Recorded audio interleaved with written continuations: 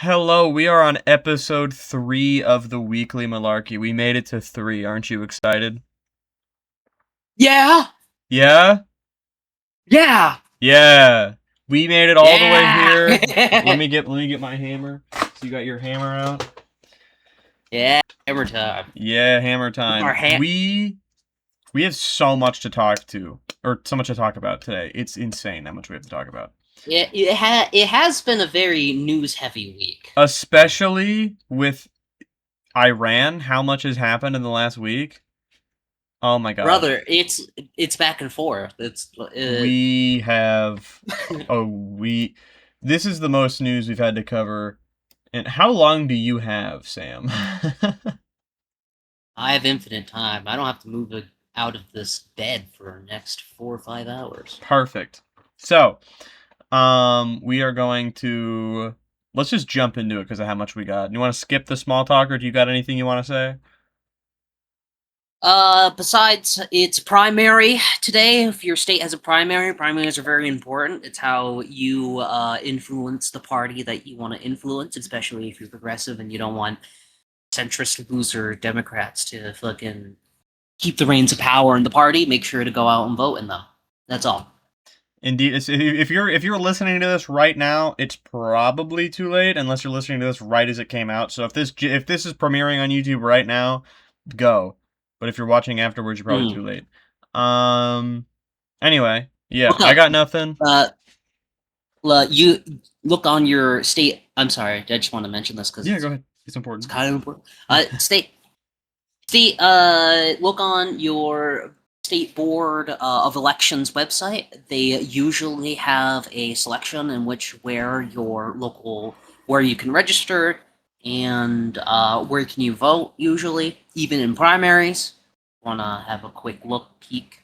If you want to learn more about your candidates for local elections, local news is best news for that sort of thing. Hell yeah. So yeah, let's get into it. I'm gonna open my door. Do what? I'm gonna open my door. Okay. Get my pants on. Yeah, I noticed that you gripped there. I appreciate it.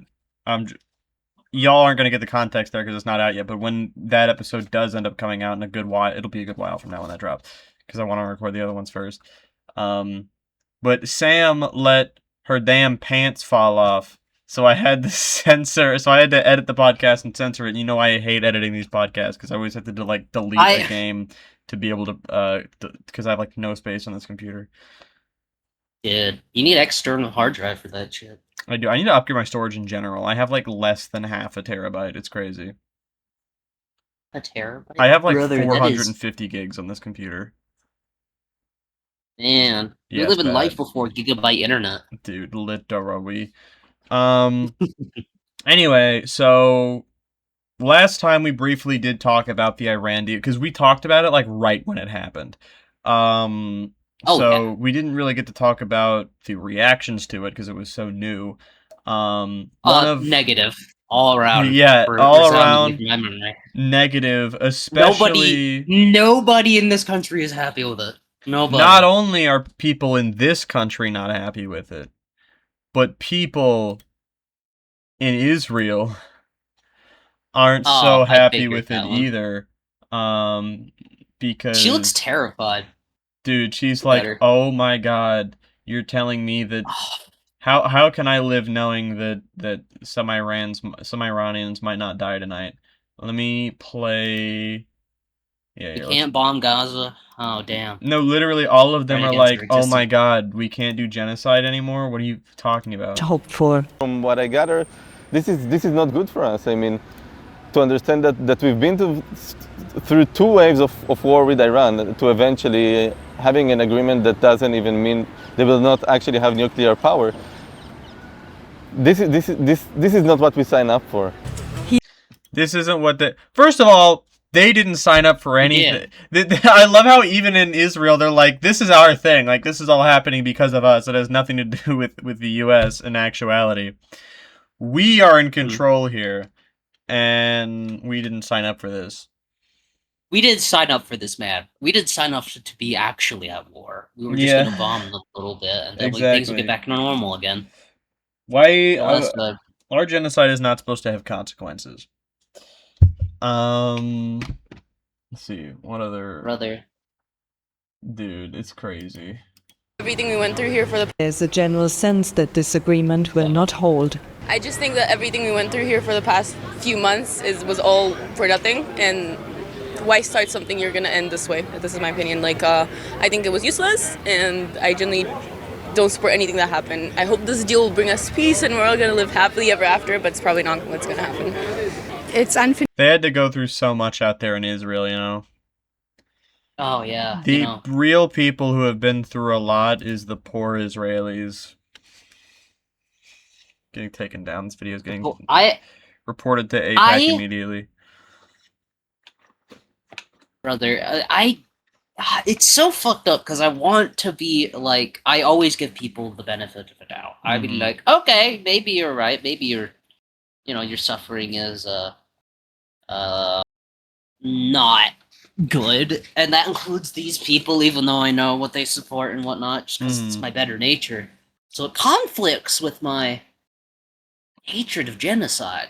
Yeah, that makes sense. Yeah, that would be a tough situation there. Yeah, it's like, but you kind of did sign up for this, didn't you? Yeah. The Greater Israeli Project has been a thing the country's been actively going for. How long? It was like 1960s, right? 1860s? Sorry, not 1860s. No, I think the like Zionism, it was at least popularized in like the 1890s. Is at least when it got popular, I want to say. I don't know when it was. I was more talking about the foundation, the Israeli state, because the chaos that happened in the Palestinian region overall sort of coalesced after World War II, right? Yeah, it was the fall of the Ottoman Empire that kicked all that off, because they very much saw like, oh, okay, cool, so Palestine's up for grabs now. And obviously Palestine during the was Mandate like, period. Yeah, and Palestine was like, no, we're not. And they're like, yeah, you are. And, you know. Yeah, you are. Yeah, you are. Hey, buddy. Hey, buddy. I'm holding my hand on someone's shoulder. Yeah, you are. Yeah, you are. Yeah, you are. Just let it happen, bro. Just let it. Just face towards the wall, please. Close your eyes. Close your eyes. Can you give me all your money first? Oh my goodness.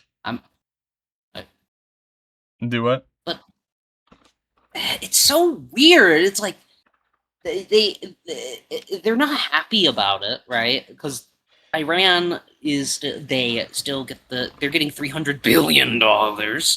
Yeah, the deal was very good. The deal was low key good for Iran, from what I've read, from what I've seen. It has been so good for Iran, so good. Not a bad deal, honestly. A bad deal for the conservative movement, but for like the greater good. Right. Oman. Hell, it's better than Obama's deal. Like, if we're talking about for the greater good. For Iran, absolutely. And for Iran, fucking absolutely. They get to charge for the state moves after 60 days. Get $300 billion.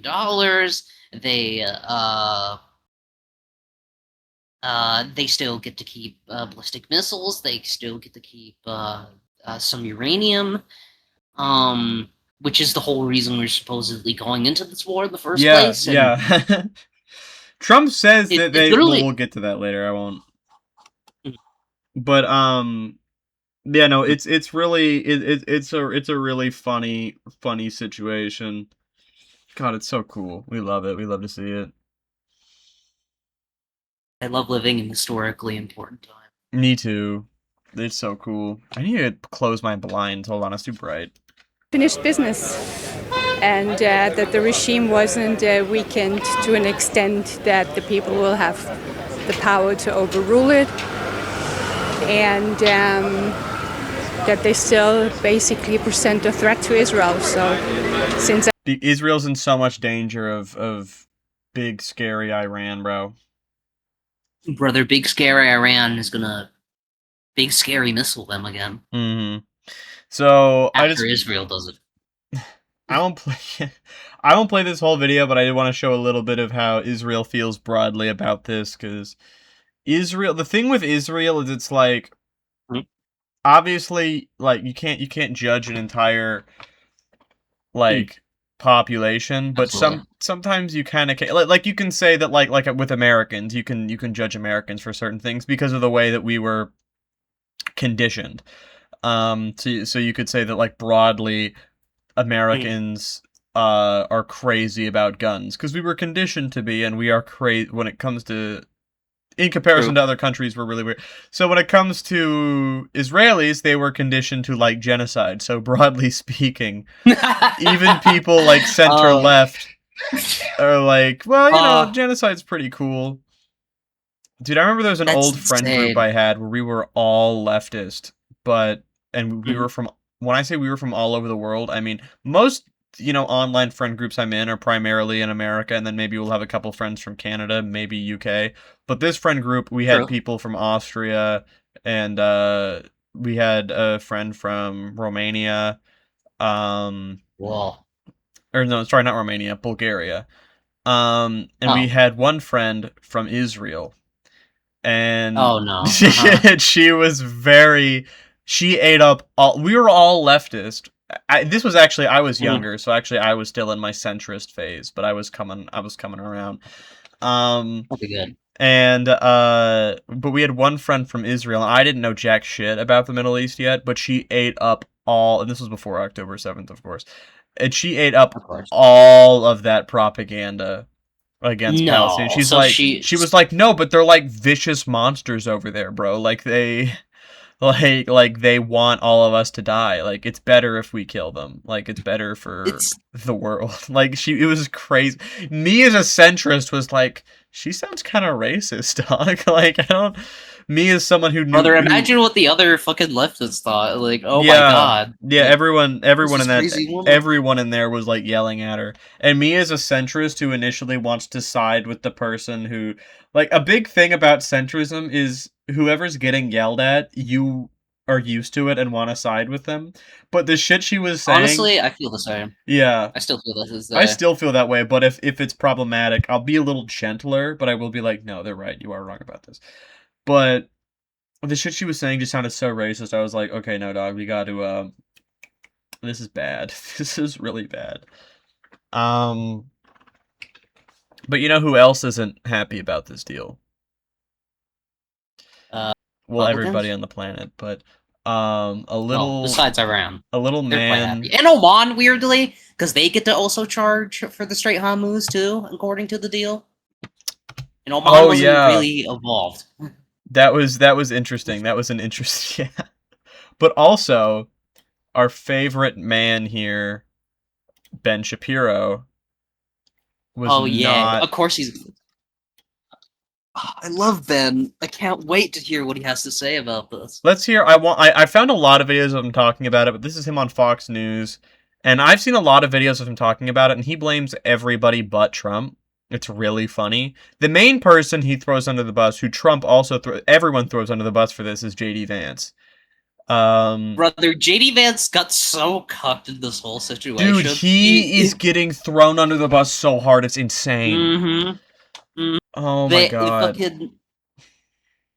I bet he was thinking on the way there, being like, "Man, I'm gonna fix everything. Yeah, I'm like gonna be. I'm gonna finally be the next president." they're letting me do something here. They're letting me take the wheel on this one, and oh God, my and god. the utter dread he felt after looking at the deal that he was told to agree to. Right. I can imagine. Well, it was like, oh Oh. fuck, they're throwing me under the bus. Yeah, it's insane. I really, really want to see a spat between Trump and Vance. It would be so good. We have 2 whole years left Brother, for that to happen. It would be great. Um, true, true. all right. Midterms this year, though. Midterm Yeah, yeah. November. I'm so excited. There's no way we don't cook in the midterms. We have to cook in the midterms, bro. Knock, knock on wood, bro. Knock on Knock wood. on wood. All right, let's hear what Ben Shapiro, the biggest genius in the United States of America, has to say about this deal. Of course. Okay, with Mr. that, we Facts bring in over Ben Shapiro, feelings. host of the Ben Shapiro Show. Ben, good to have you with us today. Your reaction to this MOU that we've all had a look at now, at least where it stands now, could be a little different when the signing happens, and also to what the president had to say there, Ben. Oh yeah, pause it. There's this weird thing I noticed that they're doing to sort of like distance themselves that this is the framework of what the deal was gonna be. They're calling it a memorandum of understanding or some shit like that. Yeah. Rather than just what it is, which is the first draft of the deal they're gonna sign. Right. It's awesome. I love it. The president deciding to go into Iran and to hit nuclear facilities in Operation Midnight Hammer, and then to go after Iran's ballistic missile facilities, nuclear facilities, Army, Navy, and Air Force in this current operation was the signal act of political bravery, perhaps, of my lifetime. With that said, this MOU appears to be just from... Of your lifetime, Ben? Homie. What is he, like, so 47? Brave. Hold on, how old is Ben Shapiro? What? I think Donald I'm undershooting wasn't in there. Political bravery, bro. He's so brave. In his lifetime, he's 42. He was born in 84. Homie. That was not the bravest thing that our country has ever done in my lifetime is hit the nuclear facility of an underdeveloped country. You fucking moron. Oh my god. I'm sorry, but it pisses me off so much. It was so brave. It's so funny, because he's acting like he was on the fucking front lines, like he was there. He was there dropping the bombs, bro. like brave against what? Like the climate deals that we signed and agreed to that were broken when he did that? Out of Afghanistan. Fuck it, I feel like that's braver. You know, he was brave going into it because coming out of it, he has to humiliate himself so much, which is very brave. Oh god, absolutely. It's so fucking dumb. Achieve any of the actual signal goals that were set by the administration at the beginning. There were effectively 5 goals that were set by the administration at the beginning. One was ending the nuclear program, not just nuclear weapons, no nuclear enrichment, zero enrichment. That is not in the deal. They can't have nuclear power. That is not in the deal, and the president they can't. They have to rely on oil. That's so funny. That's so funny. Suggested they can't do the strategy how the rest of the Middle East got rich. They have to fucking do it another way. Yeah. By saving their oil for exports. They need to do it themselves. It has to all go to And today suggested that ballistic missiles should actually continue to be held by the Iranians because the Saudis, our allies, also hold ballistic missiles. Then you have the support of terrorism. That is not part of the deal. Anything that looks like an attempt to end terrorism. A permanent We bombed them. We're the terrorists. What? One of the first missiles we sent, didn't that hit like a fucking children's hospital? Yes. Or children's school? Yes, and Trump responded to that, which we're going to talk about later. Someone mentioned it. But yeah, we are the terrorists. We kill their children, and then we killed their leader, and then we killed the new leader. The leader's son. Yeah, so the new leader, we killed his dad and his kid, and their school girls. It was a girls' school. And, yeah. And it's like, but they defend themselves. So they're what have they done that was, like, atrocious that makes them terrorists that wasn't in defense? The most devastating thing that they have done to America was closing the strait, which was a very civil act of defiance. They have been so much more civil than we have been in this war. It's alarming. Yeah. So I hate that. That's true. It's really it's insane. My American pride was like, no, but I'm like, yeah. American pride. The American pride. Yeah, I was like, yeah, it's true. Yeah. True. Look at his fucking face, bro. I was 10. Why does he look like Jesus Christ? Like, he looks like a puppet. Which one? Trump. Oh, Donald? Donald. He's so old. I could definitely see that being the puppet, like those folds of fucking Yeah. nose or He where your looks like hand goes. he looks like an open casket. That's what at a wake. That's what it looks like. If you look into the other people, they have life in their eyes. Yeah. Donnie J, none. Like He's these dead. people are still being powered by evil, but like she has or he has nothing. Sorry, I called him a she. I let it slip that he's secretly a trans femme queen. Yeah. Brother, I would love that. It would be great. Opening of the Strait of Hormuz toll-free, not only is that not in the deal appears to have a provision allowing Iran and Oman to attempt to toll the straits after 60 days. And then finally, the idea that Iran would receive some sort of sanctions relief after all of those things happen. We are already seeing from day one relief. Trump looks like a different person in every photo.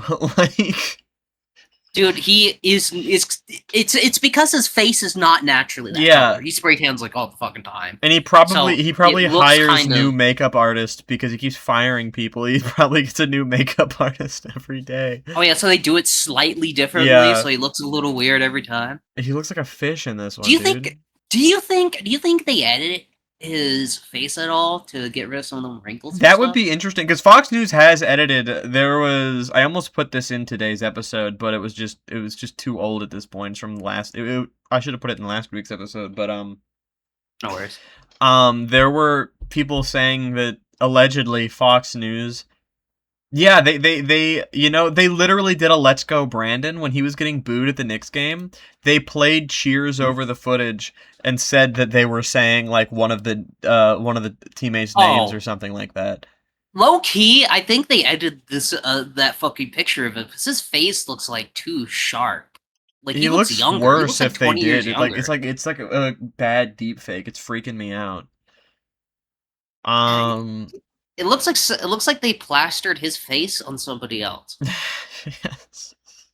In their ability to ship oil out of Iran. In my opinion, the Vice President of the United States, the chief negotiator on this particular project, has not well served the president. So just to see, he threw Vance under the bus. Oh my God, who made the deal? The president, the head of our military and foreign affairs, according to the Constitution.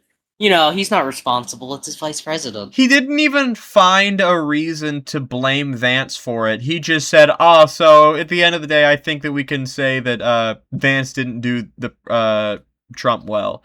You're not even going to come up with a reason that this is Vance's fault somehow? Dude, what is he sitting at home sucking on his fucking thumb or something? Like, dude, what is he doing if he's not making this deal? Oh my God, it kills me. And even Trump is out there defending the deal, so I don't know. He's throwing everyone under the bus but Trump. Like, Trump himself said... You know what Vance said about this deal? Vance said, quote, "We can't kill our way out of every problem." Which is... how we got into this war in the first place and what Israel does every day. They learned. They learned! It's like they're learning. No, it's because Trump is like... Trump is... Trump is bloodthirsty. He does like the color red. But unlike a lot of other politicians, he likes the color green a little bit more.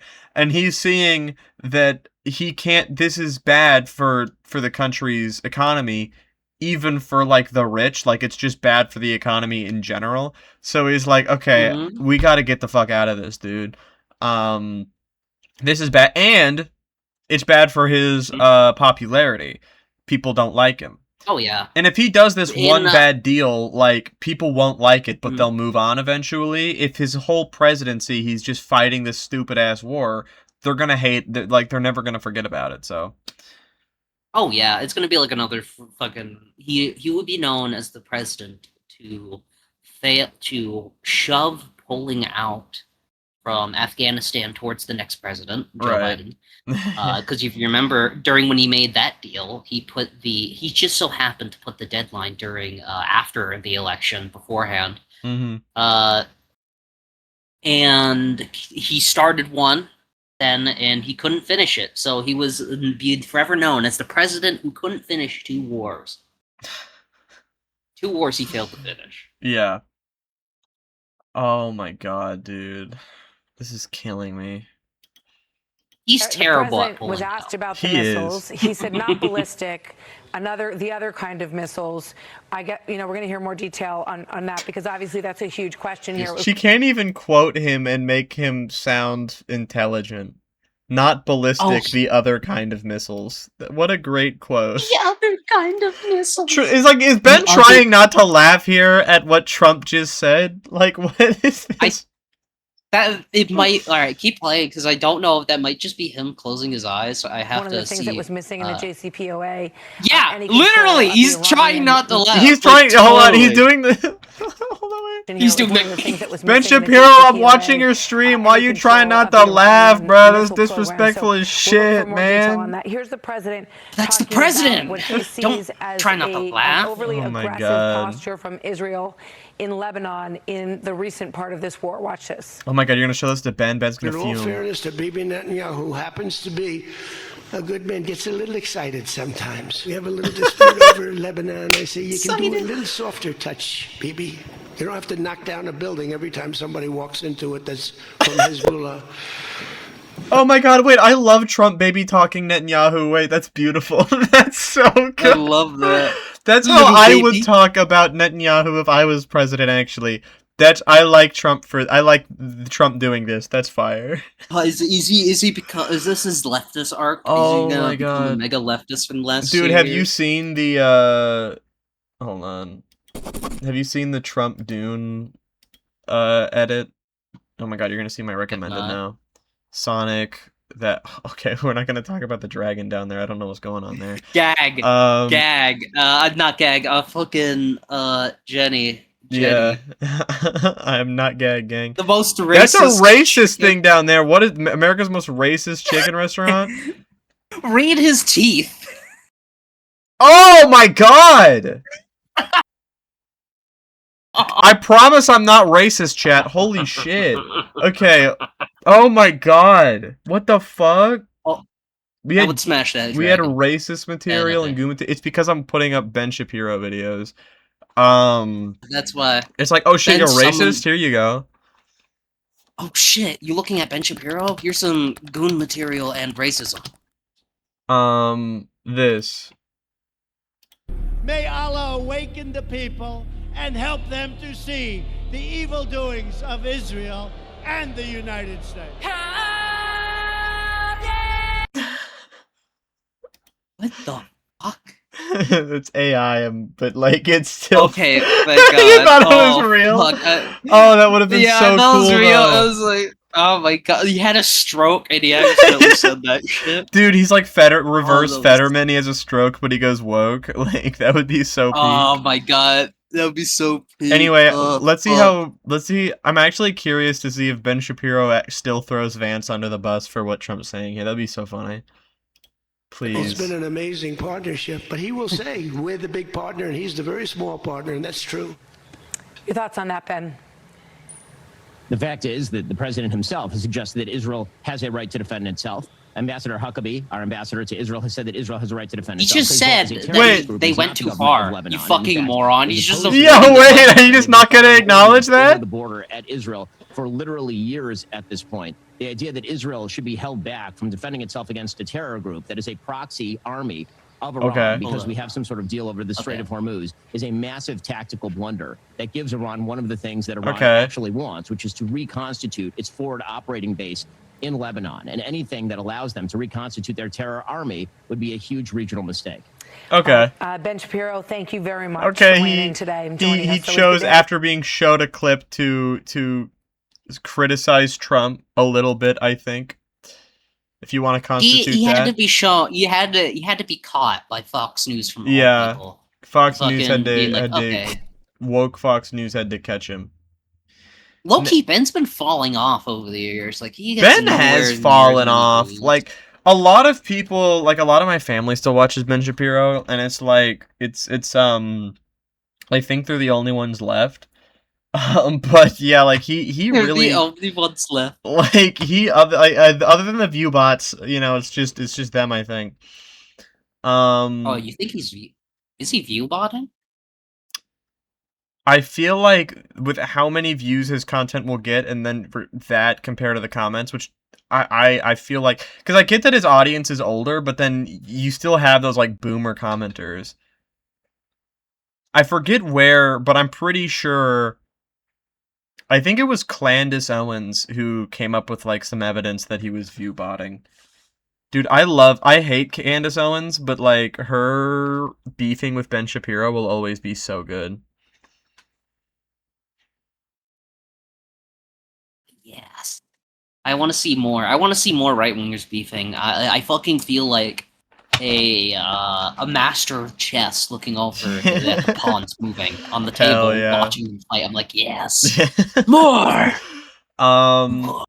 Anyway, let's hear JD Vance talk about this. This was a really, really big thing. I don't know if a lot of the right's talking about this, or a lot of the pro-Israel right is talking about this, because this is a pretty big thing for Vance to say. Now, I saw the Axios report. That Netanyahu is fuming. That's not reflective of the conversations that I've had with him, but maybe he's saying something to somebody else that he's not saying to me. What I will say, yeah, he's saying it to Twitter. He sounded like people. He's saying it to Twitter. He sounded so offended. He sounded did. so offended. He is the most emotional man in politics, bro. It's crazy.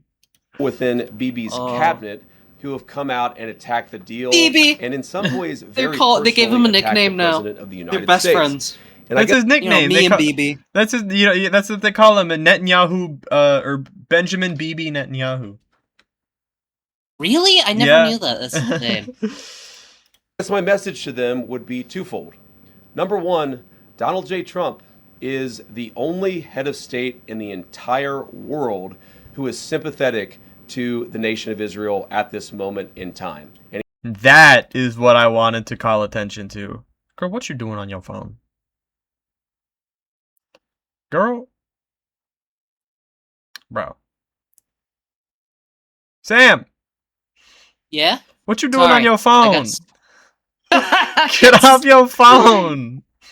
Oh, fuck, I'm sorry. I got distracted by Twitter. I got a notification, and I was like, oh my goodness. No, I'm gonna run it back for you. No, thank you. Yeah. Thank you. This line is crazy. The only head of state them would be twofold. Number one, Donald J. Trump is the only head of state in the entire world who is sympathetic to the nation of Israel at this moment in time. He's right. True? I mean, Is he the only one? I mean, I don't want to say he's the only one, but he's the only major world power at this point that is sympathetic to Israel. Left, because Keir Starmer resigned, if we're going to talk about that. Yeah, that's true. That is going to come up, yeah. I'll leave that be then. Yeah. And he happens to be the head of state of the world's superpower. If I was in the cabinet of the Israeli government, I might not be attacking the only powerful ally that I have anywhere left in the entire world. And the second message I would give to some of those cabinet members, Bibi, to his credit, has not gone down this path, but to some of these cabinet members in Israel he has! attacking the President of the United States, the other thing that I would say is that over the last 3 months, he's mad. The reporter just told you of the defensive a piece of weapons evidence of that them have doing protected that. your homeland. No, literally, I feel like JD Vance, I'll rewind it a bit, but JD Vance is like the best at just like, he's the best at just, what's the word? Sam got visitors. I'll keep talking while Sam is talking. But JD Vance is probably low-key like the best of all of the Trump admin of just completely disregarding what a reporter is telling him. And it's really, really funny.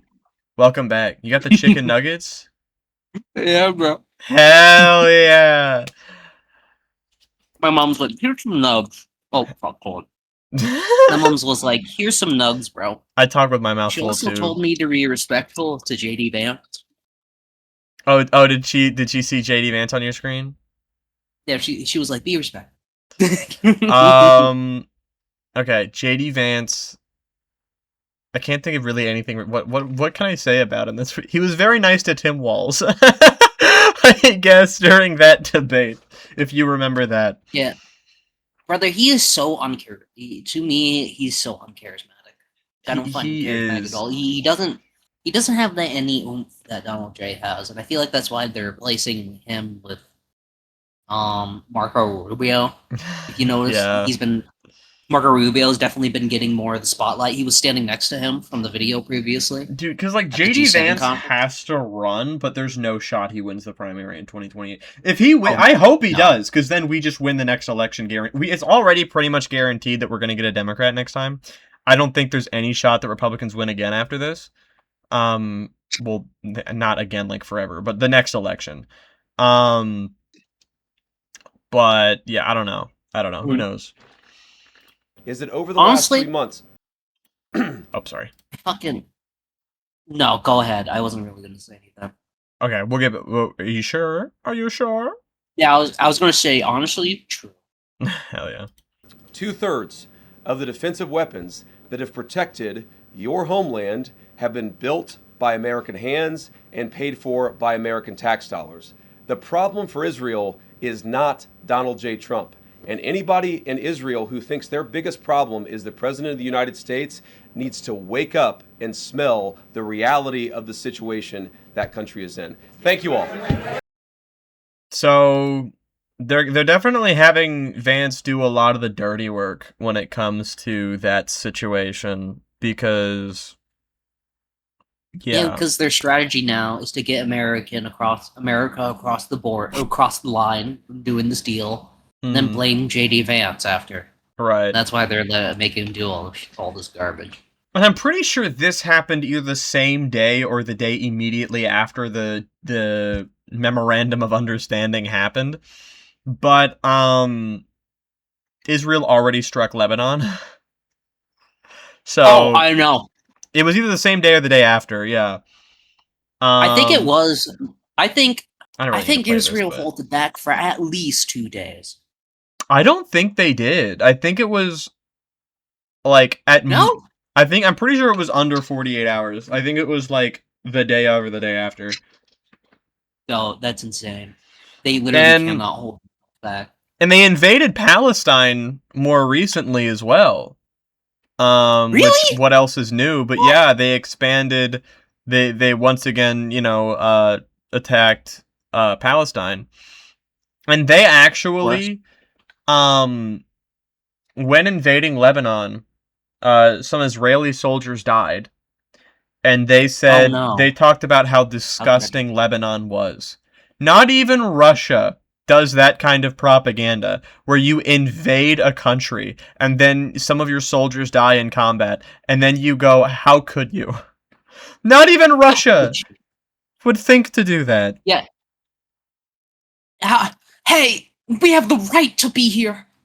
A magical book man told me we had the right to this land several thousand years ago. Exactly. So Iran, obviously, due to that, again, they are being so civil in this war. It's so embarrassing to us. Like they're giving the U.S. nothing to work off of. This new leader is smart as shit, bro. Like, brother, he's so motivated to fuck us over because we fucking killed his family. That's why. Because they have every right to. They have every right to just strike Israel, but what do? They just close the strait. It is devastating to the U.S. to do that. And we have nothing to point to. We're calling them terrorists anyway, but we have no evidence of that. We have nothing we can point to. There's nothing they're doing. So yeah, the strait... Yeah, I remember when the news broke out, and JD Vance was like, no. Yeah, that's what I hear. Let's see this here, if they... And said he expects to join them there. We'll continue to monitor the story and bring you the latest here and on NBC News. Do they not mention Vance's response? Here, hold on. Okay, no.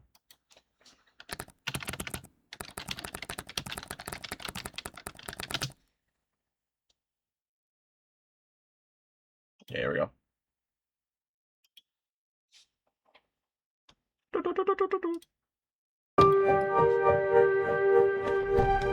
This plays videos of him talking, I hope.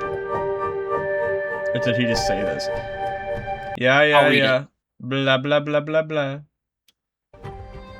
Okay, you can read it. Oh, wait. Ah.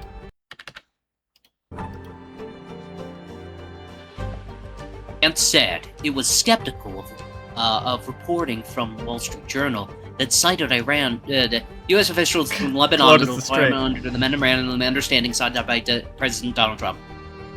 Yeah, so basically they said we're closing the strait because the fighting isn't stopping. Then Lebanon's like, I don't see any evidence that the strait closed, other than the fact that the people who are over the strait are saying that it's closed. You mean Donald J.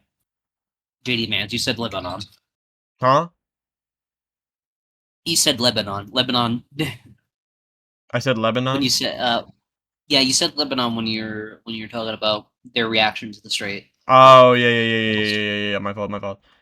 Oh my god, the Shrek 5 trailer is out. That looks awful just from the preview. What the fuck is this, bro? Hold up. What is Stay this? focused. No! What is this, though? Okay. Anyway. So JD Vance arrived in Switzerland for the talks, and this was 2 days ago. Did we ever get any news on this? I don't think we did yet. I don't know how they're going. Yeah, here's him talking. Let's see what he says. See what he has to say. Oh, I apologize. I have no idea. I haven't even. Like you just heard. I didn't even know if they talked about it yet. President Vance speaking now. Brother. Yay, Vance. Thank the you. folks assembled. So look, yesterday Live was a very, from very Fox good day. News. We made a lot of good progress. We did exactly what we wanted to do, which is accomplish 4 things for the American people. First, we wanted to build a mechanism for keeping the Strait of Hormuz open. It is open. We've seen, of course, gas prices and oil prices come down, millions and millions of barrels of crude and natural gas flowing through the Strait of Hormuz that weren't flowing before. But we also wanted to make sure that we actually set up the coordination mechanism so that we could demine the Straits of Hormuz, so that when there are the conflicts that inevitably come up, we can make sure we work through them rather than that leading to escalation, and that is exactly what we did yesterday. Number 2, we also wanted to build a mechanism, a similar mechanism, for deconfliction for the regional ceasefire. As the President of the United States has himself said, sometimes these ceasefires just mean you're shooting a little bit less, but we wanted to make sure that we had the proper coordination set up so that if there is shooting, if Hezbollah fires at Israel or... Hold on, wait a second. Hold on a minute. Okay, it did. Okay, just 2 hours. There's reporting from hours ago that the strait has reopened. This is breaking news, I suppose. Breaking news. Yeah, breaking news. It is opened, and that we do know that for a fact now. Interesting. Thank you, Iran. Thank you, Iran. So that's open. JD Vance is such a scapegoat. It's crazy. Such a cuck, bro. He is such a loser. Let's hear what Trump has to say about the situation. What have you learned about not just the exercise of power, but the limits on your power as a result of the conflict? There are no limits. No, not. I haven't learned that lesson yet. I know there are, but I haven't learned the lesson yet. We defeated them totally militarily. I did a naval blockade where not one ship was able to get through. Some tried. They didn't. It didn't last very long. And it certainly brought Iran to the table more than before. However, beginning a Brother, did he block the strait just so he could take credit for blocking the strait rather than Iran doing it? I didn't fuck up everything, or they didn't fuck up everything. I fucked up everything.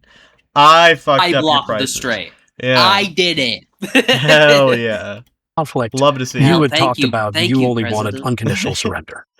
And the MOU doesn't look like unconditional surrender. Well, it really probably is unconditional surrender. It is? I think so. You heard the incredulity. Oh my god, he's so awesome. My president is beautiful. Thank you, President. I'm so glad you're a president. He's so great. Trump openly said a while ago that basically that they should be able to have nukes. Hold on. Let me see if I can find a clip of that as well. Because a lot of the stuff I've written down. It's too hard for him. He's just giving up. it's one of those things where he says it in such a way where Republicans will lie and be like, oh, that's not what he's saying, but it's very clearly what he's trying to say.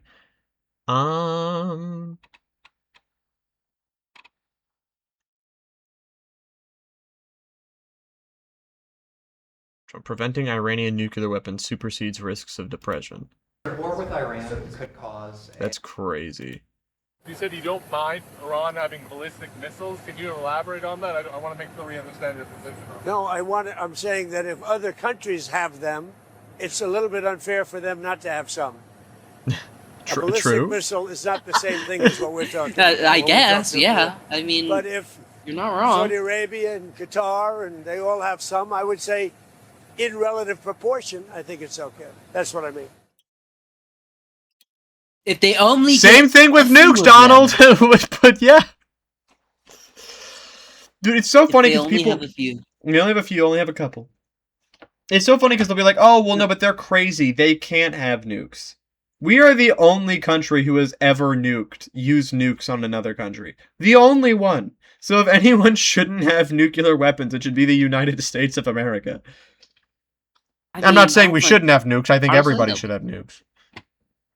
I think nobody should have nukes. Period. Actually, I don't know anymore. I'm like a Republican with guns when it comes to nukes. I do think that nobody should have nukes. I wish nukes didn't exist, but because other countries have nukes, I do think that your country should have nukes. Like Iran has to have nukes, or they're gonna get cooked by Israel. They need to have some way to defend themselves against Israel. Because if the issue, same thing, that's why I don't like the idea of that golden globe. What the fuck happened to the Golden Dome? Hold on. What happened to the Golden Dome? Is that still happening? The Golden... I don't know. I haven't heard anything about a Golden Dome in fucking... You know how Israel has an Iron Dome? Oh, yeah, we were building the We were going to do a Golden Dome for the U.S. What the hell happened to the Golden Dome? Anyway, that was supposed to happen. But the reason that that's an awful idea is because it gets rid of the whole idea of mutually assured destruction. Yeah, yeah, taco, I guess. But if Iran, has nukes and then Israel has nukes, mutually assured destruction, neither country are going to try and nuke each other most likely. Yeah, true. So if Israel just has nukes, then obviously it's sad because this war proves that. This war is the evidence that everyone needs to get nukes. Yeah, see? You need nukes or you're going to get bullied by bigger powers. Nuclear doctrine, on God. I should have a nuke. Now that True. Anyway, earlier you mentioned that we bombed a school, and correct? We did. Do you want to hear Trump's awesome, super respectful response to that? Fuck yeah. I bet he's super respectful. Yeah. Yeah. Now that you're approaching a new phase in this conflict with Iran, can you now say whether you will hold anyone in your administration accountable for the strike on a school that killed more than 100 children on the first day of the war? No, if it was a fault, and as you know, that's under investigation. No. It's such a strange question to be asked at this state. It's talking about a long time ago, but... Okay. There's a lot of things to break down here. I'm sorry. That's so fun. To me, that's so fucking funny. He was like, no. Yeah. No. There's so many funny things to talk about here, because first of all, he said a long time ago. But then why would you ask me that? It's a long time ago. It's under investigation. Okay, so if it's under investigation, then it's still relevant, A. And B, it was a long time ago. Okay, that implies that this war has been going on for a long time, so it isn't a short war. He's contradicting himself. He's fucking giving up. He doesn't care anymore, bro. He's just smoking crack. Literally, with the weed. He found fucking Biden's Sun Supply, and he's smoking that shit to get over his depression. He's feeling now because he failed. Dude, have you seen Biden's son's Twitter? I have not. Is he crazy about it? We're gonna look at it in a second. After we get through the Israel. Okay. Hold on, let me look up. I'm just gonna add this to my list so I remember Biden's son Twitter. Okay. Nobody did that on purpose. I guess you'd have to say about them What about the thousands of soldiers that they blew up when they opened their car door? What about the thousands of people that were killed by Iran? No, Mr. Yeah, I think that's comparable. You know, hey, all the soldiers who signed up to go to war, went to war, and died, you know, I'm not saying that they should have died or whatever, but comparing that to us bombing a little girls' school, no, actually, Trump, we don't have to compare these things. These are very different. Well, Wokey, calm down. You don't understand his mentality, his masculine mentality. Oh, How true. masculine. True. Through bombing school children and denying it and It is saying kind we're of not going based. to do anything about it. It is kind of Mistakes based. are made. The war is nasty, but I know it's under investigation, and I could have a report for you tomorrow. Or I would ask Pete Hegseth that question because they have it under investigation. So first of all, he said I could have a report for you tomorrow. Okay, what? Then give it to us. Is And Pete B, being thrown under the bus too now? That's what I was gonna say. B, they're throwing Pete Hegseth under the bus here, which is awesome. Literally, he's just throwing everyone under the bus besides himself. He's just trying to save his own skin at this point. Dude, we're so cooked with No this morality. war. We've been going for 51 minutes, and we're still not done talking about the war at all. Most of today's episode is going to be about the war, just because there's so much happened. And even some Democrats are against this deal, not because but they're against the deal because they also there's a lot of Democrats who are like, this war against Iran is so awful, but only because Trump's doing it wrong and we're incorrectly doing terrorism abroad.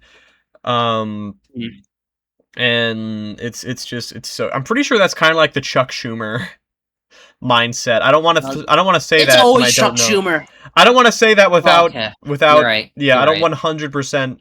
You know, I might be wrong, but it also is Chuck Schumer, my so I'm tongue. probably not wrong. Yeah. Anyway, that's awesome. So another thing Trump has done now is he has threatened to take tolls on the Strait of Hormuz. He's just copying Iran. He's just copying. He's just if you're gonna do it, I'm gonna do it.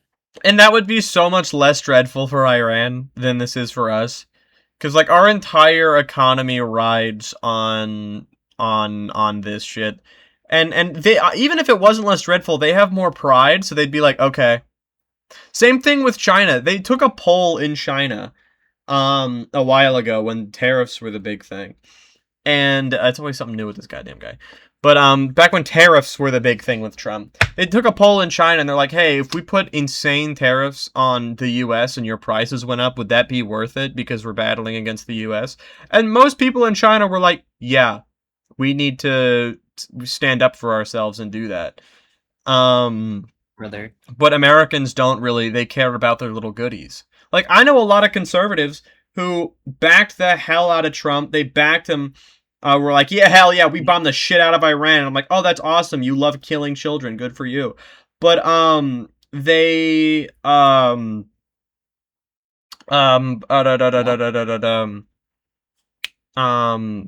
then the minute their gas prices went up, they're like, I don't know how I feel about this.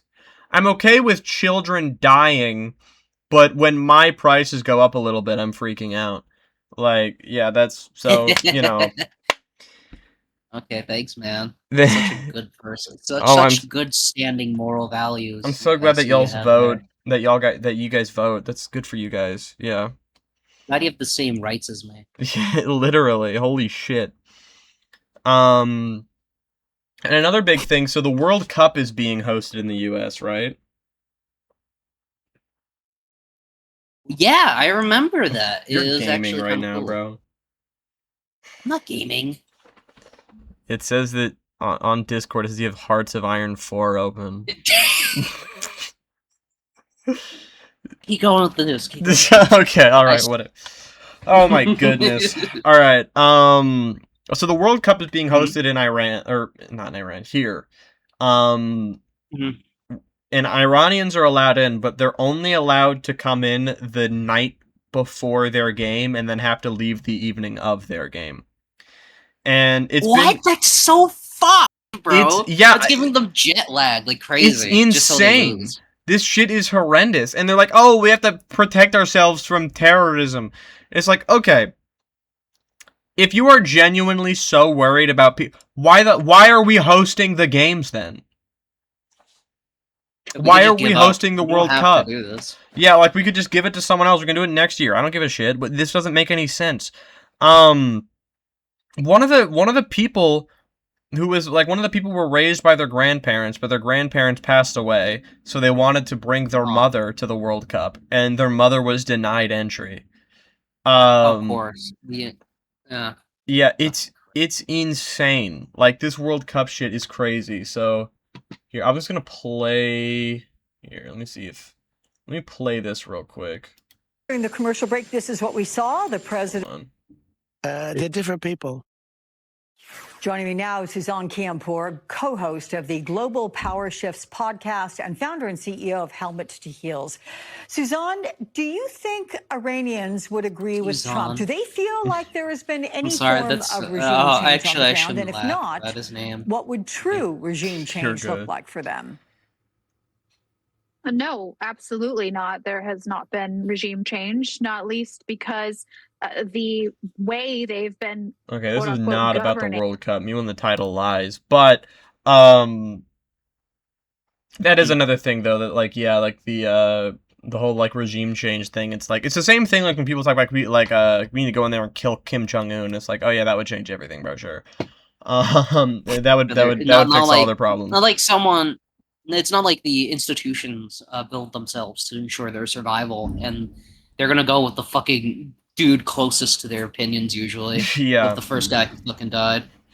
Just like Iran, all over again. Real. So Trump also said that Iran agreed to nuclear inspections, and Iran's like, no, we did not say that. So we're gonna go ahead and. Rhetoric coming out of the White House with President Trump threatening military action against Iran if a deal is not finalized in the coming 50-plus days at this point.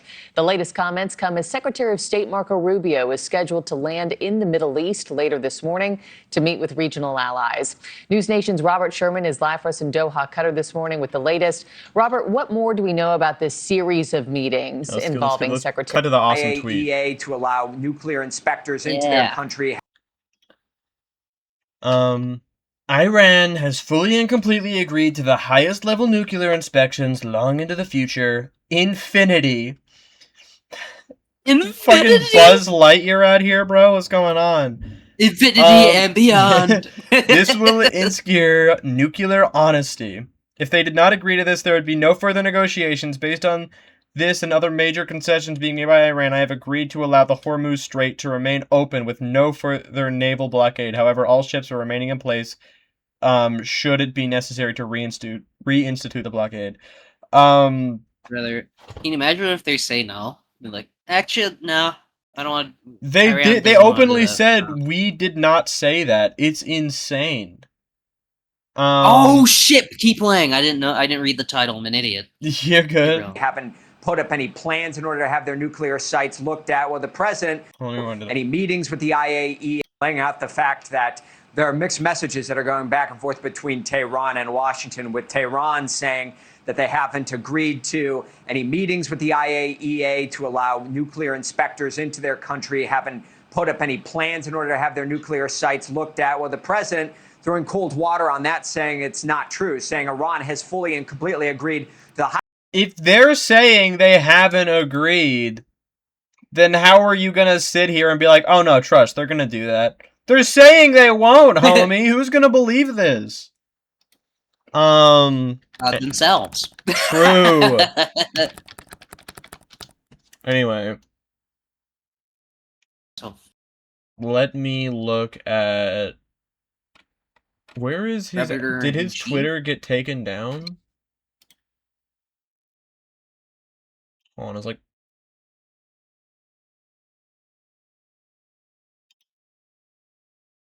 Bro. Okay, let me just look at an article showing what he posted.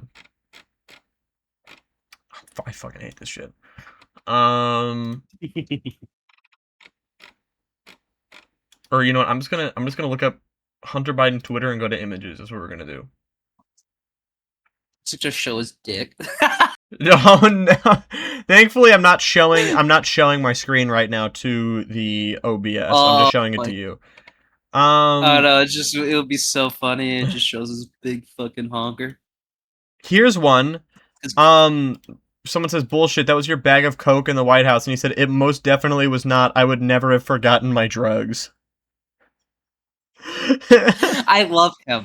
I low-key been growing to love this man. Dude, literally, he's weirdly charming. He's weirdly charming. It's crazy. He's like a very huge like drug rights activist. I hear from the grapevine because I could see that. Yeah, he has a lot of personal struggle with drugs and how easy it is. So he's always been an advocate to give people a second chance. You sound bitter for someone who benefited from a stolen erection. I have never stolen an erection in my life. Stolen erection. Dude, he's so good. Oh my god. These posts are beautiful. I love him. But I can say that we are finally done with the Iran Trump, or just the Iran war. Probably we're getting close to the end, but it could break any second. That's true. It really can. Hold on, let me open up. 1 hour of the podcast has gone by and entirely dedicated to the war. You're welcome for keeping all updated. But we have a lot more to talk about. We're not even close. Absolutely. So we got the Obama Presidential Center has opened. The Obama Presidential Center in Chicago. Hold on. Thursday, pause. Pause at like them showing it. What do you think? Well, how do you think it looks? I think it looks pretty decent. I don't like how they went with what's that style? Brutalism. I would have preferred it low-key just look like a building, to be honest. Yeah. I kind of think it looks a little goofy. I don't hate it just because it does have like a cool angle, but it's just so gray. It looks kind of boring. Mm-hmm. Like I can't even fucking read what the hell the writing's up there to say. Unconstrained. Wait. Unconstrained. Yeah, you see what I mean? It's so hard to read. Yeah. Who knows? Yeah, it was a choice. It was a choice. They were bold. The Obama Presidential Center in Chicago. Last Thursday, all the living former presidents and first ladies gathered for the dedication ceremony at the center on Chicago's Holy shit, that was all of them. I didn't even know that. They got George Bush out here. Oh yeah, they got fucking everyone. But, everyone does show up for these things. Dude, oh my God, where's Donald, bro?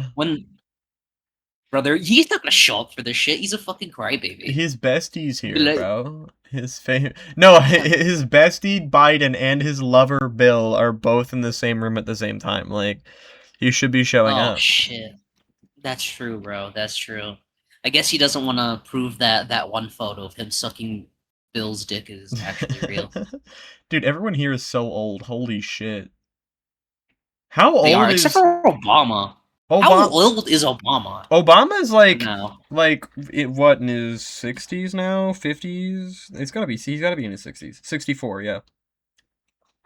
64? Wow. Dude, he was like 40 when he first ran. That's insane. Bush looks the oldest. Like, Bush low-key looks like... Bush only has a couple years left. George Bush age. How old is he? His father was like... That's it? His father died not that long ago. Really? Dude, honestly, Biden looks better than Bill Clinton, in my opinion, in this photo. Brother, that's not because that Biden looks great. Bill has been going through it for the last few years. Yeah. With all the Epstein files and stuff. That's real. He's been stressing. Oh, am I saying Bill? I meant to be saying Bush. Oh. Bush looks like he's on his deathbed. Like, what's going on with Bush? I feel like Bush is just old. Bush is just I feel it. Hillary looks Besides good. Like, Joe. what the hell's going on with Hillary? Yo, she's slaying. I love that jacket. Because, like... That green dress, though. Actually, all of the wives look good, except for Bush's wife, who... I'm just not a huge fan of that. She just That's got... too much green. She... Maybe with, like, a red... I'm you just see looking how at he's, her like, she has face, green bro. belt? She got so much surgery. Holy fuck. Like, they need to... Actually, Give your wife a rest. Holy shit. Brother, she's got to look pretty for the crowds, bro. I hate that shit so bad, bro. Like, they let the guys get old. Let the women get old, bro. Like, all of the guys here look like the women are, like, half their age. But they're not. It's just because... Honestly, it's most shocking with, it's Biden. Because Biden looks like he's 80. Yeah. Jill looks like she's fucking, like, 50. Yeah. It's, like, 30 years difference. It's crazy. Anyway, moving on from judging these people's looks, I guess. I love doing ladies that. gathered for the dedication ceremony at the center on Chicago's I don't South hate Side the pathway. to I think honor and that's pretty celebrate cool. I the wish they legacy added more of the fucking nation's trees, first for Let me run God's that sakes. That's too much South open Side greenery. That is to a honor nice... and celebrate Fuck, goddammit. Chicago. I have to pause it and then click on Discord so it shows up again. But yeah, that is a nice pathway. I do like that. Yeah, I South hate the Side fucking to honor random and celebrate the green space legacy in of the the middle. nation's Yeah. Put some first trees black there or something. president. Help me I'm with you. welcome President Barack. In his remarks, former President Barack Obama spoke of America's resilience and urged them to reject division and recommit to each other. For us to give in now, after all this country's been through, to cynicism and division would be a betrayal of our founding ideas. The former president was visibly moved by his speech from former First Lady Michelle Obama. 8 years in the crucible, and not once did you melt from the heat. You were doing the people's work, rescuing our economy, expanding health care. Did he fall asleep? Ending a war, ordering the bin Laden raid, saving an auto industry, winning a peace Is that her prize. daughter? Is that their daughter right there? Like, they're both their daughters? I think that was, yeah. The Obama Presidential Center is Brother, she somewhat of a got dreads departure now. What from the fuck tradition. happened? It is a place for the community to gather You know what? and Good for her. includes a Hell yeah. 19-acre park, a branch of the Chicago Public Library, and an NBA-sized basketball court. That's sick, Oh, actually. fucking of course. That's Obama's the Joined now by baller. our executive Dude. director I love of that. elections and Obama's such a surveys, Anthony baller. Salvatore. Dude, that's kind of... I kind of Brother, want to... I love that. I'm kind of libbed up for That's the kinda Obama wholesome. Center. I'm not going to lie. I kind of want to go to the Obama Center now. I am too. It's so easy You to know get what? libbed up for Obama. He's so charismatic. Oh my He is, bro. He's god. one of the only charismatic politicians left alive. Especially like... Tommy, I guess, but he's losing Dude. smart. I'm so libbed up for Obama sometimes. Like, I'm like, because I'm so pessimistic with like every president. Like, I don't like this president for this or that or this or that. But like with Obama, like sometimes it just like I'll be like, I don't like Obama because of this or that and this, and I like I think him. like that's nostalgia a little bit because that's when we were growing up and shit. Things were more simple. Honestly, I didn't even You didn't have to worry like. about politics. I low key didn't even know that Obama was the president until like Hillary and Trump were running. Brother, I'm not gonna lie. How the fuck did you miss that for so many years? I was just like I was just watching Dan TDM. Like my president was Dan TDM, bro. I was not Bro. locked into the. Well, also my parents never watched the news. That's fair. None of my family got into the news until like COVID. My grandpa fucking always used to watch the news and he used to hate it, but now I watch the news and he hates it. That's so funny. Way that things change, huh? That is really funny. Oh yeah, I might need to have my phone open since this is where I have all of my things. Oh,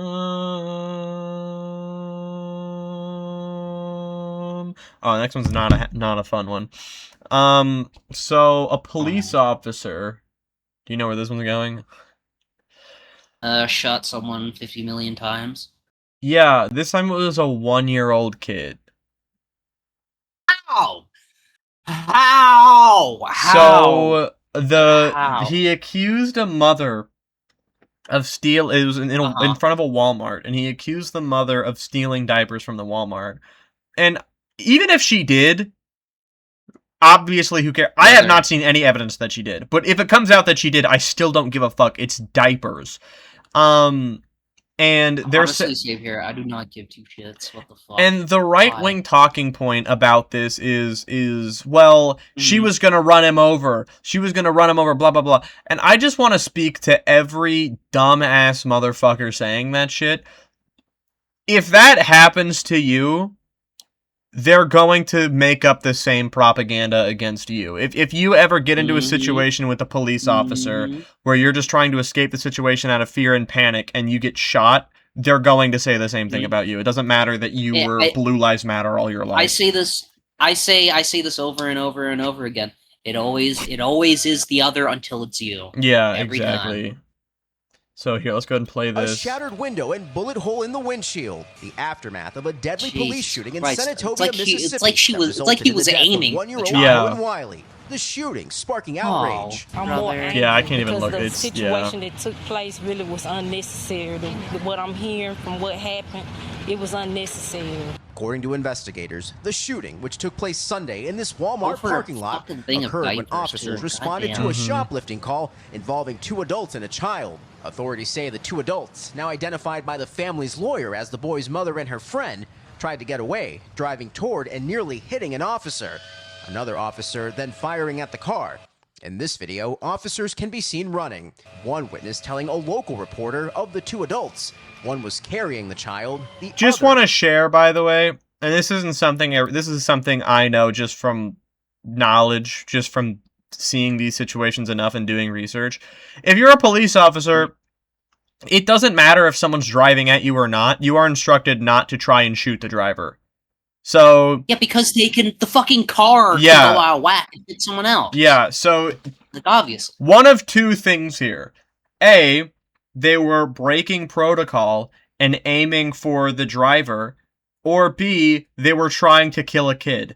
It's one or the other. A box of diapers. Policeman shot open fire in a public setting over allegedly some Pampers. Investigators say the trio ended up at a local hospital where the 1-year-old was pronounced dead. One of the adults suffering critical injuries. No officers were injured. The family of Cohen Wiley now distraught. Thank God no officers were injured. I don't know anything right now. My grandson gone. I just want justice. Tonight, the Mississippi Bureau of Investigation is now investigating the shooting. George Solis, NBC News. All right. Ay, ay, ay. So fucking evil, man. How? The 1-year-old? You didn't see the child in the seat? Yeah, man? it's genuine. If you're on the side of the police officer, you're actually just like a brain broken bootlicker. It's crazy. My God. Oh. That sucked the light out of me today. Jesus. Well, we're gonna have some funny stuff. We're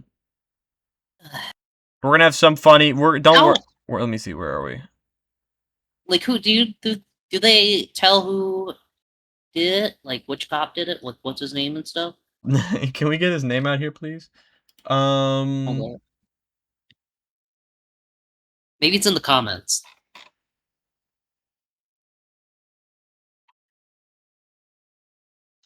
Whoever was driving the car should be charged with murder for the baby's death. I hope someone kills you, bro. Like, genuinely. Like, brother. Genuinely. There's something wrong with you, bro. Like, you're not... Yeah? Your brain is broken. Oh, of course. You want me to keep yapping? Okay.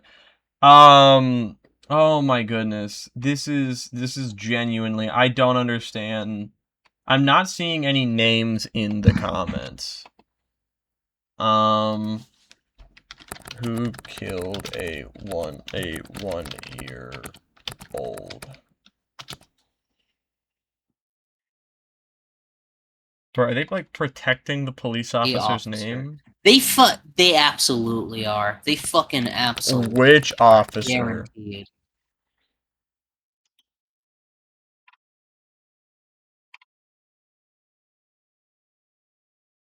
Yeah, it'll say. It'll say it's like it's saying the name of the kid who was shot, but then not the. I'm just saying. Whoever finds out will be an American hero. Yeah, so real. Scoop. So real. So this is awesome. We're on to Fox News now. We love watching Fox News. Actually, wait, hold on. There's a couple things I want to talk about first before we get to Fox News. I remembered this time. Last time I completely forgot, and I ended up having to stitch something onto the end. Let's see, oh no, this is the next thing. I'm dumb. Okay, this is the next thing.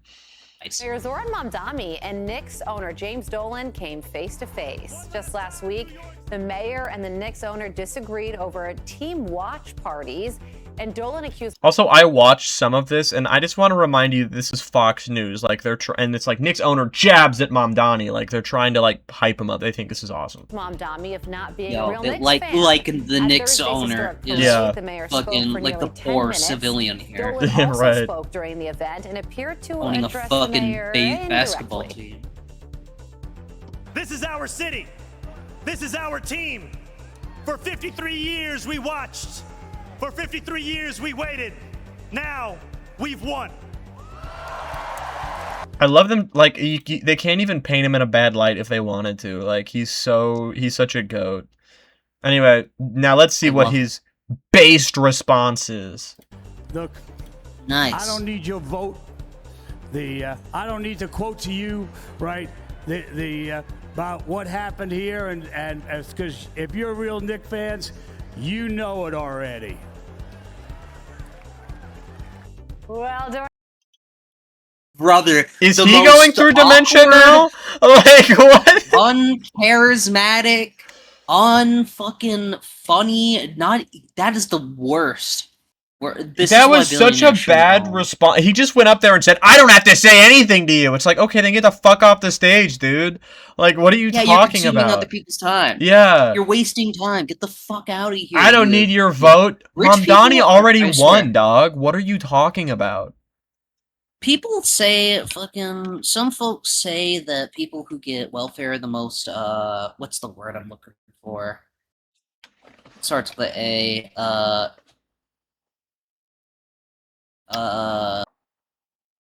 You know when Republicans say something programs, what's the word that I'm looking for? Fuck.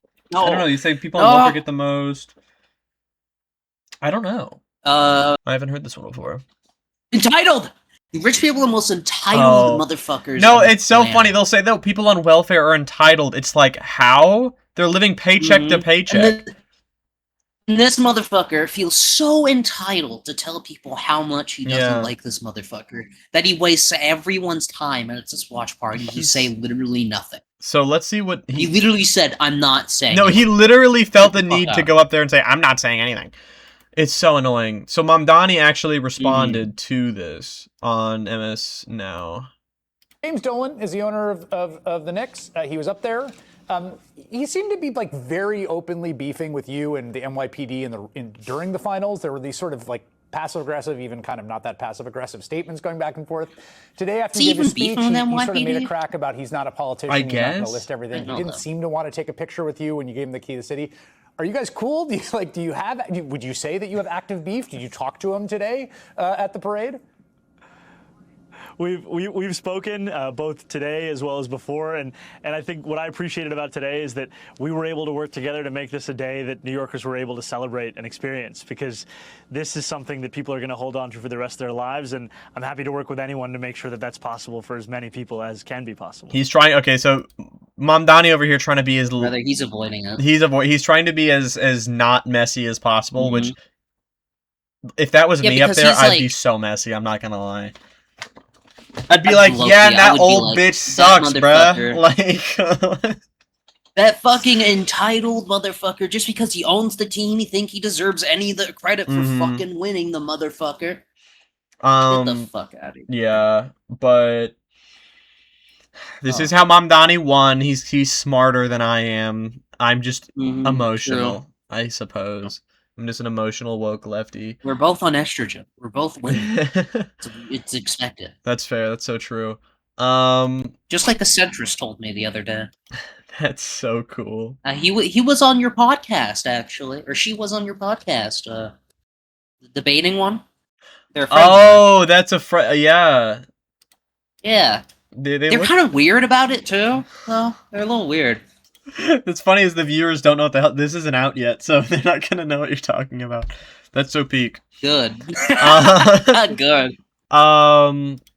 So you sent this one to me.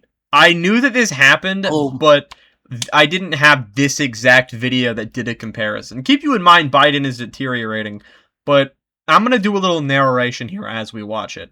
So this is Biden giving, what is it, the Medal of Honor, compared to Trump. Compared to Trump giving the Medal of Honor, and it's like a countdown. Keep in mind, Biden, we all agree, is deteriorating on the left and right. So let's see. Biden. His brain's melting. His brain's melting. Biden. Bam, that shit's on Put already. The shit on there. Man, like a professional. Now, what Trump over here is still going. We're going to watch this whole thing. Is there sound? Okay, there's music.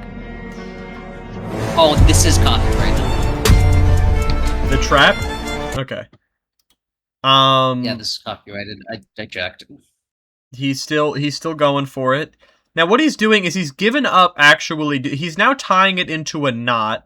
As you can see, it's getting tighter around this guy's neck. He's choking him. He's giving this guy a choker now. You get the freedom choker. Dude, that's so peak. For Happy Pride Month. Happy Pride Month. Brother, look how he fucking grabbed his Oh shoulders, my god, bro. dude. That was aggressive. Dude, he's into this guy. Like, what's going on here? He just loves... He talks about how sweaty men in the fucking showers all the time, so I can see why. Yeah. Oh my god, it's so awesome. Holy hell. I love that. God, I wish he wasn't a Republican, so he'd just be a really funny dude. Me too. My boyfriend Chrono has been telling me this for years. He will be a great drag queen with the sassiness and shit. Dude, there's a comedian who talked about that. It's so real. But this clip, have you seen Trump's most recent gay talk? No, please tell me. Please, I'm not even gonna say anything. It's great.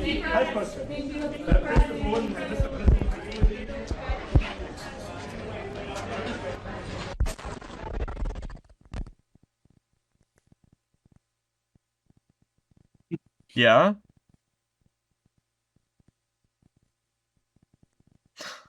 They're gonna get the right mic going? Blur the audio? We do support Egypt rights, water security. Well, that's what we're going to be talking about. You don't listen. You don't. He's so fucking. Of course, I support Egypt. He's a friend of mine from day one. You know, I met him early in the campaign when Crooked Hillary and I were running against each other, right? And I was told that the president of Egypt is here. That was a big deal. It's still a big deal for me to be with the great president of Egypt, but not as big as it used to be before I ran. So he was in a hotel, and I met him.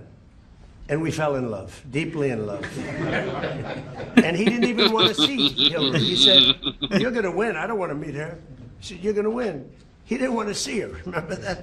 So we had a good relationship right from the beginning. No, we met. You know what's we didn't know funny? each other before that. We had great chemistry. Like another layer of irony on this. What?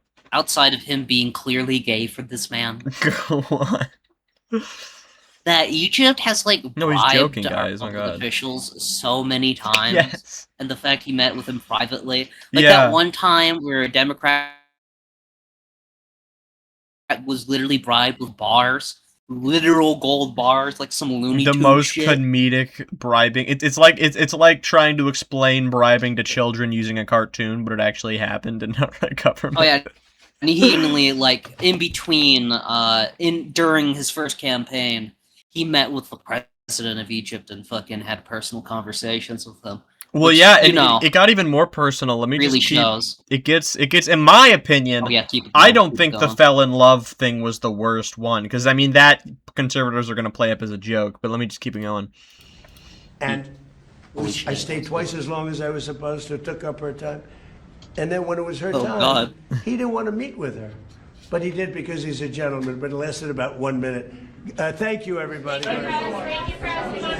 They spent and he talked about how they were in a hotel and they spent way longer in there than they were supposed to.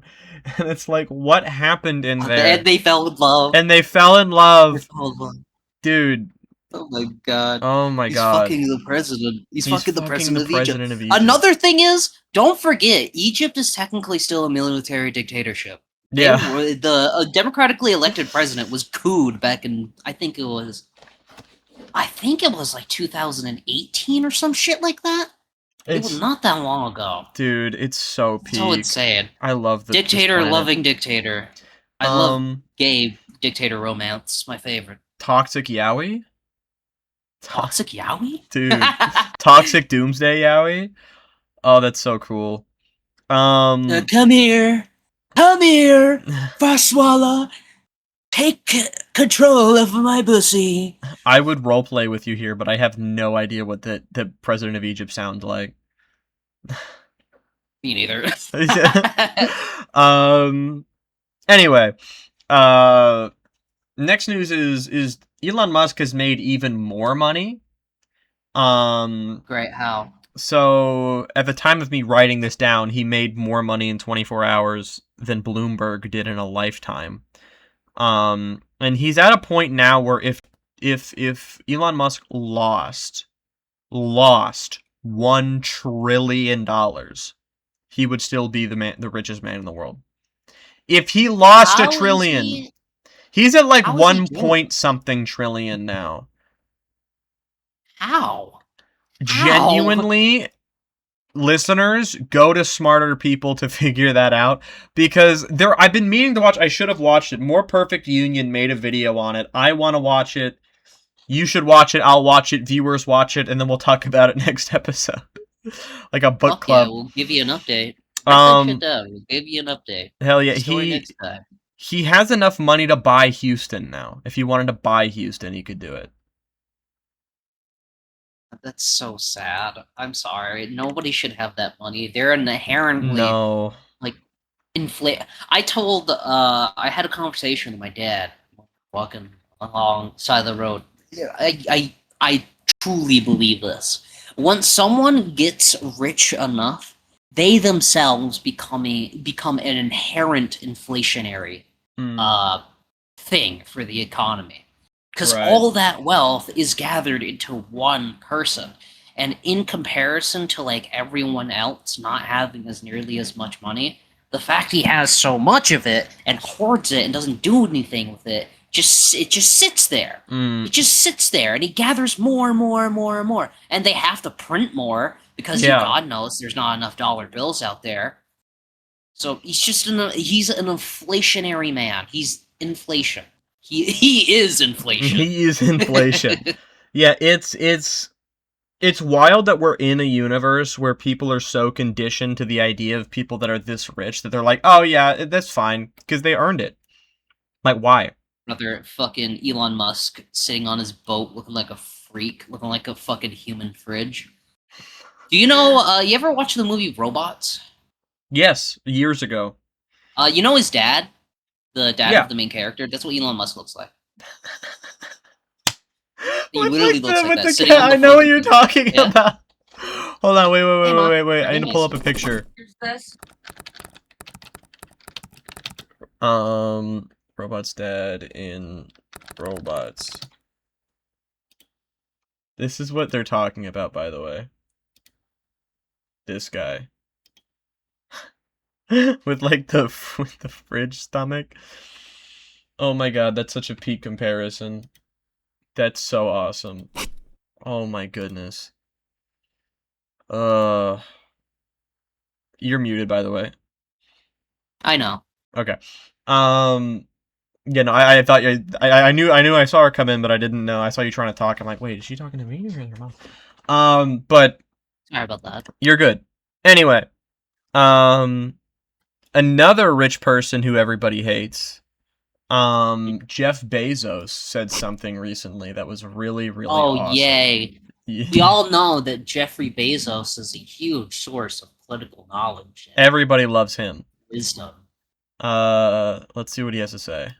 Jeff, we're in I don't want to say perhaps a fraught moment. I mean, there's a lot of negative view of AI overall, a lot of it concerning job losses. Yeah. And when I listen to you and the productivity gains that conceivably could come about as a result of success, I do wonder, do we lose jobs as a result of this, given you're going to be taking the manufacturing process and sort of doing it in a very different way?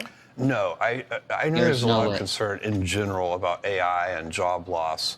I have a very different view. I think what's actually going to happen is we're going to have labor scarcity as a result.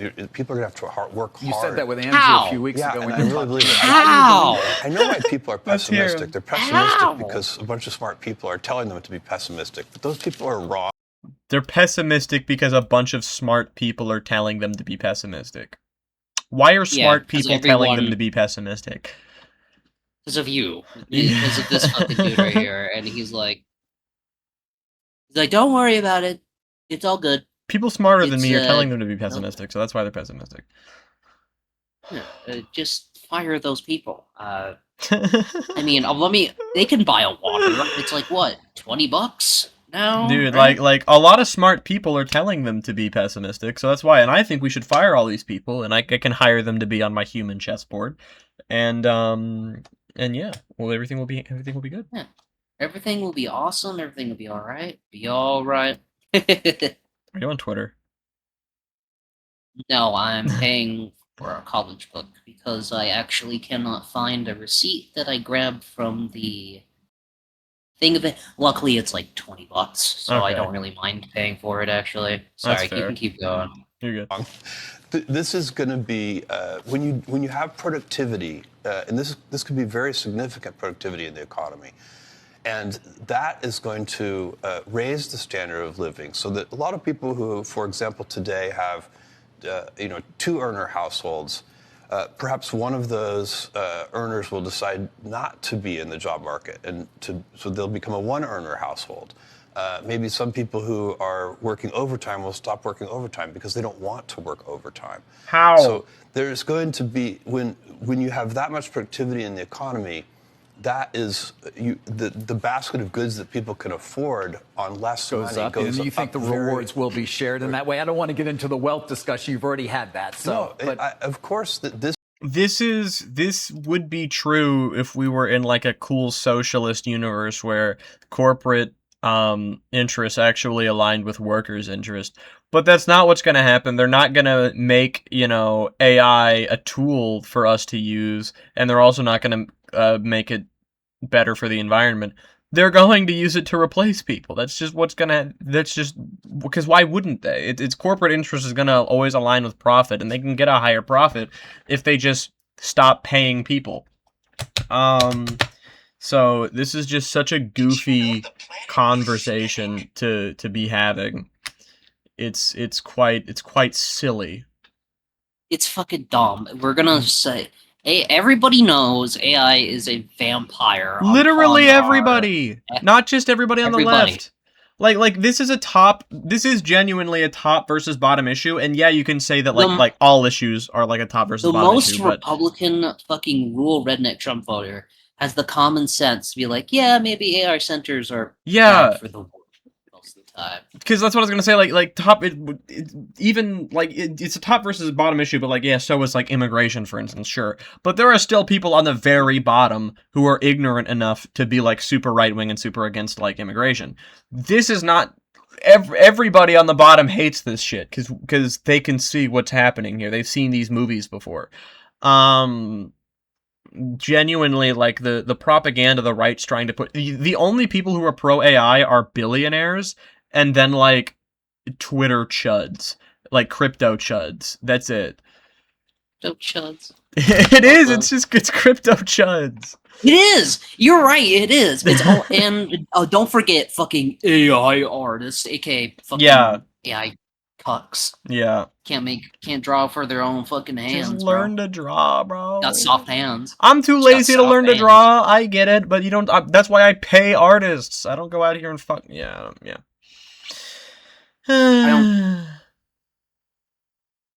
Brother, I know like the AI bubble is starting to burst already, But when do you think like the big baddest effects is going to reach us? Do you think they're going to try to stall it until the next Democrat administration for the next 2 years? Do you think that's what they've been doing recently? Like I said, it's a top versus bottom issue. So even like Democrats are like widely pushing in a lot of ways for. Oh yeah, AI. absolutely. You know what? That is why I didn't vote for that other. For the record, primaries are today. I voted in the primary.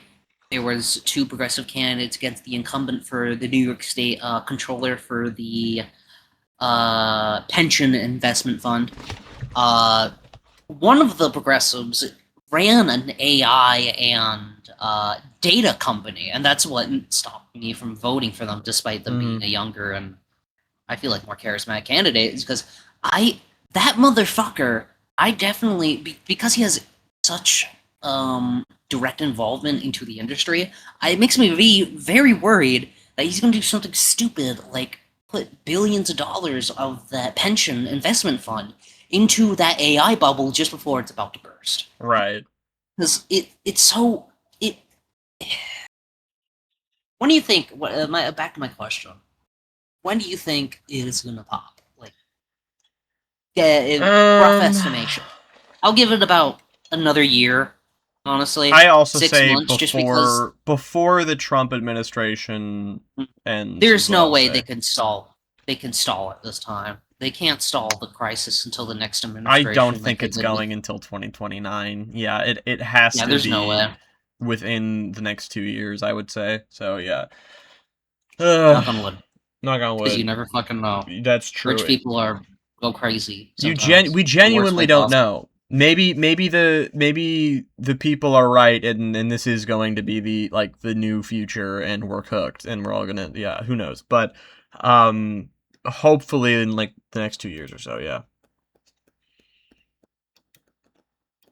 This is, if I take you back to the plow, they can't help but be that way. These inventions drive fundamental progress. You know, somebody invents penicillin, and it does help everyone. Somebody invents, solar cells, and it does help everyone. And so on. You know, the iPhone doesn't get reserved for just a few people. It's not how it works. It's the inventions themselves that spread throughout society and improve life. You share this optimism? I do. This is really important, right? What creates jobs? Companies occasionally create jobs. Who the fuck is this guy, bro? who is I have no idea. Guy? Oh, it's his friend. This must be his co-CEO for Prometheus, the stupid-ass AI company, I guess. Brother, they named it Prometheus? Yes. No fucking No, way. literally, it's insane. It's fucking crazy. Oh my god. Ay. The dude that gave humans fucking fire and then was tortured forever, that's the thing you want to name your AI after? Oh, it's so peak. It's so awesome. But what they didn't really learn from Alien, bro. Alien universe. Are based on dreams. They don't learn from shit. Rich people actually think they're immortal because they have money. The more that we invent new objects, new industries, we can have a proliferation of engineers everywhere because conceivably my dreams can now come true. I mean, yes, we will create more. Because we're not going to have workers in manufacturing plants. That's already being automated, isn't it? I mean, a lot of it is automated already, but we will have more engineers. We will have more jobs in engineering and manufacturing as a result of inventing more. Okay. Oh, guys, we'll invent our way out of this. You don't understand. Okay, but then what about when you want AI to take over those jobs too? Like, what happens then, gang? This is just YouTube. Okay. But they're fucking vampires. They're trying to suck as much from everyone else to themselves as much as possible. This is making me hate rich people a lot more than I usually do. Well, now we get to talk about another fun thing. You see, I'm jumping in between the fun and the bad. We get to talk about the pool, Sam. Yay! Yes! The fucking Lincoln Memorial Pool, the thing that was supposed to be a reflection pool. Yeah. And he fucking made it into an actual pool for some reason. It's American flag blue. Have you seen... Hold on, wait. Actually, I need to pull that clip up. Hold on. So anyway, yeah, $17 million were spent for this stupid ass pool. Let me look up. Wait, it already reached 17.2 million? I think it was 17 million. It might have been 14 million, but I'm 17. American flag blue.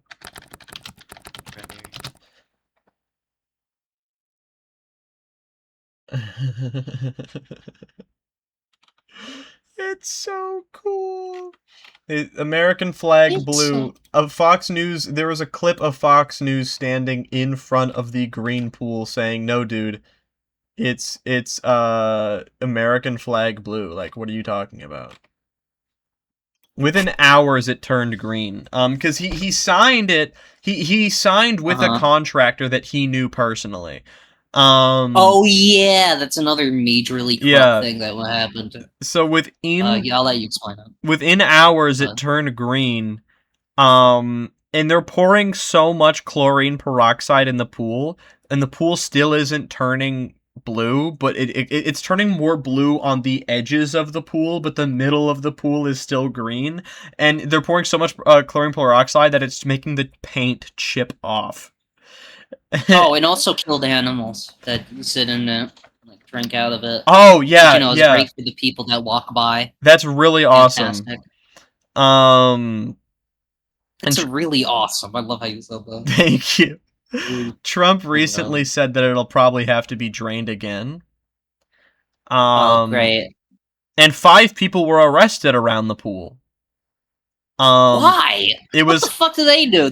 They were touching a piece of the detached coating of the pool, and they claim that allegedly they were pouring chemicals in the water.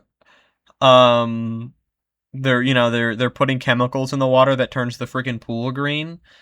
Let's just watch. What chemical turns pool green? I haven't even chlorine. That's so dumb. I haven't researched it a lot because this is so funny. I wanted to react to it with you. So here's the story. Well, thank you. Let's do this. Yeah, ABC News on your side. Back with you now at 6:42, and this morning we're less than 2 weeks away from the 4th of July celebrations that'll unfold on the National Mall, and we're only a few days away from the start of the Great American State Fair. Now, the reflecting pool in the middle of it all, it might be without water very soon again. Our Liana Golden, they're live on the National Mall this morning to talk about the ongoing work to clear the pool. Liana, good morning.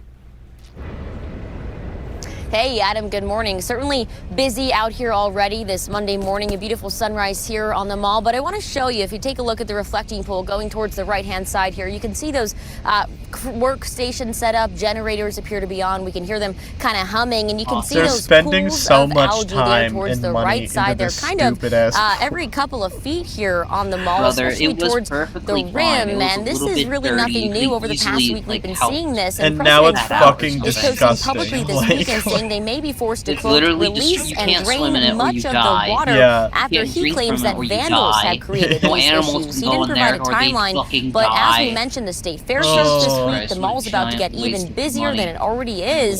Locals and tourists alike have been coming to see what the pool looks like, and certainly now you guys mixed reactions are coming in. It's terrible looking. I mean, look at it.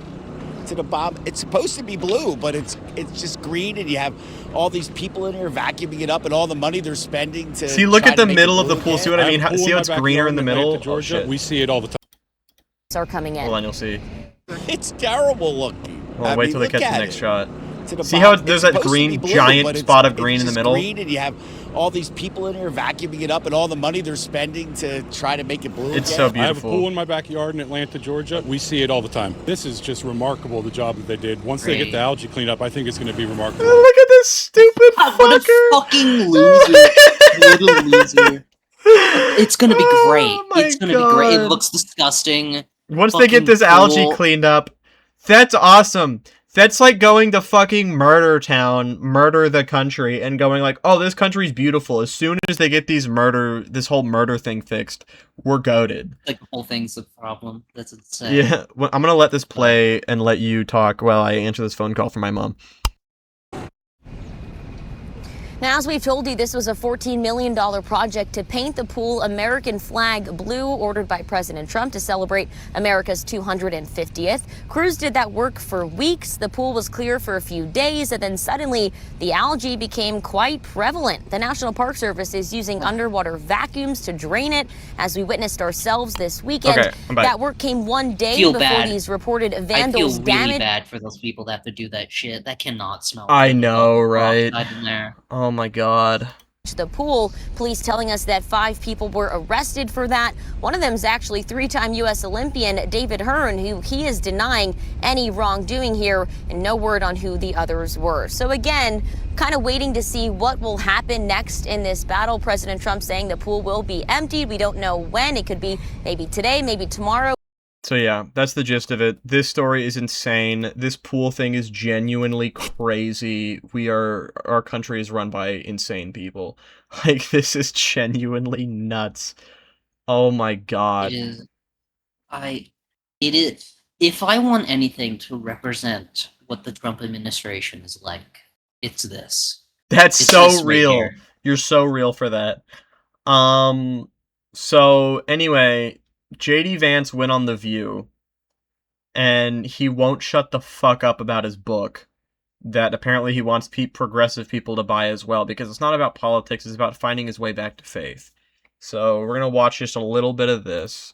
For 29 seasons, this show has invited thousands of guests with all kinds of diverse points of view. And we have been asking our next guest to join us for a while now. So we're glad that he's taken us up on the offer today. Please welcome author of the new book, Communion, Finding My Way Back to Faith, the Vice President of the United States, Christ. JD Vance. I cannot believe... Why are they gassing him up, bro? They have to do it for everyone. Yeah, I feel like I that's just because guess. they have to do it for everyone. Listen to the cheering, bruh. And Most of JD these Vance are was such like a bitch about it, too. suburban- He went on Fox News and said that Whoopi Goldberg called him racist, and as far as I know, all she did was make a point to say, no, I'm not saying that you're racist. God. He's so happy, he's shaking all their... Alright, let's get to this shit. I think you have the first question, Alyssa. Yes, Mr. Vice President, thank you for being with us. Now, you came into office with clear momentum, but when I talk to my friends and family who supported you and the president and still support you and the president, one issue comes up time and time again, and it's the economy. Inflation's up, wages are down, gas prices are starting to drop at news of this Iran deal, which we will get to. Sure. What can you say to voters who trusted you to lower costs on day one, and will they be satisfied by November? Well, I think that's ultimately up to the voters, right? I think voters have every right to expect as much as possible out of their elected representatives. We certainly know that we were elected on a number of mandates. One was to close the border, which I think we've done successfully, exceeded expectations there. Number two... Okay, I don't give a shit, I decided. But he did go on Whoopi Goldberg, and I remember he's big on promoting his book and talking about why... Let me see if I can get, find a point of him, talking about the book more.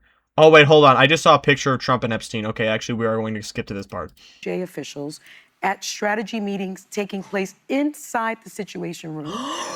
They're talking about the Situation Room thing? Okay, yeah, no, we're watching this. Did you hear about that? I had to cover this after you got off. The leaks from the Situation Room. Dude, there were leaks from the Situation Room where the entire Trump admin except for Trump are basically in there saying, what the hell are we going to do about these Epstein ties? And a New York Times reporter allegedly has the audio to that meeting and just hasn't released it. So, hold on. I'm just going to play this. New York Times. You were the leading voice behind the scenes to release the Epstein. One of the things that I'm very proud of is if you look at the amount that wages are going up now compared to, say, 2022, they're going up way faster. That's a good thing. The affordability problem. That's not true. Again, That's not true. That's the opposite. Way too high Wait, right what? now. Certain things way too high. Literally going rents down. Have been The rates are flat slow. down The world for 12 Nile. months now. So there are things that are showing signs of life, things that are showing signs of progress. My view, I'm sure you guys don't agree with it, is that we inherited a mess and we're fixing it. but sometimes it takes a long time to fix things. Sonny. Yeah, bro. Yeah. Vice President, according And just to to reports just to from the fix New it, we York have to make Times, everything you were worse the first. leading voice behind the scenes to release the Epstein It's files, just and we applaud you our for last that. administration was so bad. And you It's making warned top our officials, efforts including really hard Exactly. to fix the country. It just makes it look like we're making it worse, but we're actually making it better. Just trust. We Just don't wait. know yet. You'll feel it once the next Democrat gets in. DOJ officials at Exactly. strategy meetings taking place inside the Situation Room. We understand that there are tapes of those meetings, that this was a huge problem for the base. The report says you even floated having Tucker Carlson interview Ghislaine Maxwell to clear the president's name, but you were rebuffed by your people. There's no way that JD Vance doesn't get mad about this because that's so. Well, I'd say, first of all, don't believe everything that you read in any newspaper, whether it's a right-leaning paper or a left-leaning paper, because as you guys know, well, there are things Don't that are believe true, your things that are eyes. false, and things that are What totally part of it is missing context. Well, here's what I'll say. So, number one, I am, frankly, kind of a conspiracy theory on the Epstein stuff, and that story says that that's one of the things that's true, is that some people called me a conspiracy theory Chief of on the Staff, Epstein Susie stuff. Wiles, called you a conspiracy And I love theorist. Susie, but absolutely, she thinks I'm a conspiracy theorist on the Epstein stuff because I think that it's crazy that you had this guy who is clearly a sex predator who is hanging out with a lot of very wealthy and powerful people. Like, that really bothered me. I don't know what's there. Yeah. Of course, nobody knows exactly what happened unless you were there, but that not really saying bothered me. And I wanted to have full transparency. It goes all the But I way up. disagree. It goes all the way up to the almost top. The entire government was in on this except for the president. Like, what are we saying? With is the idea that the White House wasn't committed to full transparency. We have to remember, like, I was inside the room when some of these decisions were made. The Epstein Files Transparency Act, the one that the president signed, the one that led to all these files that we're seeing, the emails. By the way, again, sorry, Joe, I do have to defend my boss. I know you guys don't always appreciate this, but, you know, one of the things you see in the Epstein emails is that Jeffrey Epstein hated Donald Trump, and that Donald Trump... False? Opposite alert? Are we in opposite day? I thought that wasn't until November. What's going on? What? There were times where Jeffrey Epstein got frustrated with Donald Trump, but he also said, I'm his best friend, so... Yo, they didn't talk for like a few years from I think like early 20, like just before the beginning Trump of 2010. separated himself from Epstein after it was like icky to be friends with Epstein. Literally. Oh, God. Jesus Christ. He's the king. He's the king at throwing people under the bus. He threw Epstein under the bus. Throwing Threw fucking JD Vance under the bus. Literally. Why can I do that with my eyebrow? What's going on here? Angry Birds. All right. literally reported Jeffrey Epstein to the police. That's one of the things that They came were, out of they these were files. best friends for about a decade. And remember, he signed that Transparency Act under duress when some Republican women, congresswomen like Lauren Boebert, like Marjorie Taylor Greene, did not give in to his pressure of not signing. He brought Lauren Boebert into the Situation Room to pressure her into caving on not voting for that bill. So let me respond to that. So That's all true. Let me respond to that. So number one is, yes, Donald Trump, and he said this. He knew Jeffrey Epstein back in the 1980s. I am forgetting He that this also threw isn't Trump. If this was Trump, Trump would be out the door already. Like, it wouldn't have even gotten this far. Jeffrey Epstein out of his Yeah, club bro, when he he found out it was fucking a already creep and reached reported quit it. at that one fucking interview not that long ago from last week. Yeah. To the police. That's something that the media often misses when it reports this story. They tell the fact that they knew each other in the 80s, which the president himself admits. They ignore the fact that he narked on him to the police and led ultimately to Jeffrey Epstein's downfall. To that point, Anna, you know the Republican Party. Well, it's one of the things that led to the law enforcement investigation. But on the point that you He was a tattletale. He tattled on him. Anyway, that's interesting. I think we can move on, but yeah. Yeah, I get the idea. This clip, I actually haven't watched this. This is just I haven't seen this yet. But do you recognize this face on screen? I don't. This is Dwight. I gotta open my door for my cat. 1 second. Okay. No, you can keep going. She's gonna get off my bed. I will be talking. Okay, this is the guy who played Dwight in The Office, and this is probably a clip that's gonna piss me off a little bit. Dwight? That's Dwight. Fuck, he grew up. He did grow got up. old. But this is a clip where he's explaining why he doesn't think The Office could be made today. And I'm gonna play this, and it just seems like an anti-woke thing, I'm pretty sure. So I'm gonna go ahead And we're going to watch it. This is a recent clip of him explaining why he thinks The Office couldn't be made today. I wanted to Which, by the way, it absolutely could be. ask you actually about comedy and what you think about, where things stand with political comedy. Do you think, like, whether it's SNL or the most famous stand-up comics, is there too much criticism of the right, for example, or conservatives compared to the left? Would you like to see more of a balance when it comes to comedy? What's your take on the landscape right now with political comedy? I feel like there was a period of time when it was really hard to kind of joke about anything. And that's kind of shifted back now a little bit. And I do feel like you couldn't make The Office today. I think that would be too hard to be as politically incorrect as the show was. And I do kind of miss that. I gotta be honest, I don't remember it being all out like that offensive. I don't know what the fuck he's talking about. There were definitely offensive parts of the show, but the entire point of the show is that you're not supposed to like the political incorrect. Like, you're not supposed to like Michael when he makes a racist joke. The joke isn't the race that he's making fun of. The joke is that he's being insensitive. The whole thing of the series, right, is that like the boss is like kind of incompetent. Yeah, that's what's funny. Results from that incompetency, like and the incompetent weird people in the office. Right. That's literally it.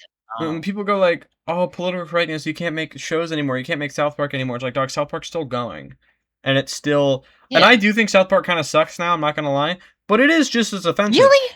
Oh, the new episodes. I haven't watched them. I never watched them. The new episodes are kind of meh. The newest season, the first like 2 episodes I really liked, and then after that it's like, okay, what are we doing? The show's just as offensive, and it's not even like a leftist show either. It's like South Park, in my opinion, is low-key centrist. But they make fun of everyone to the highest degree. Yeah, well, even things that I don't like I don't like they've made like trans jokes that I'm not a fan of. Oh yeah.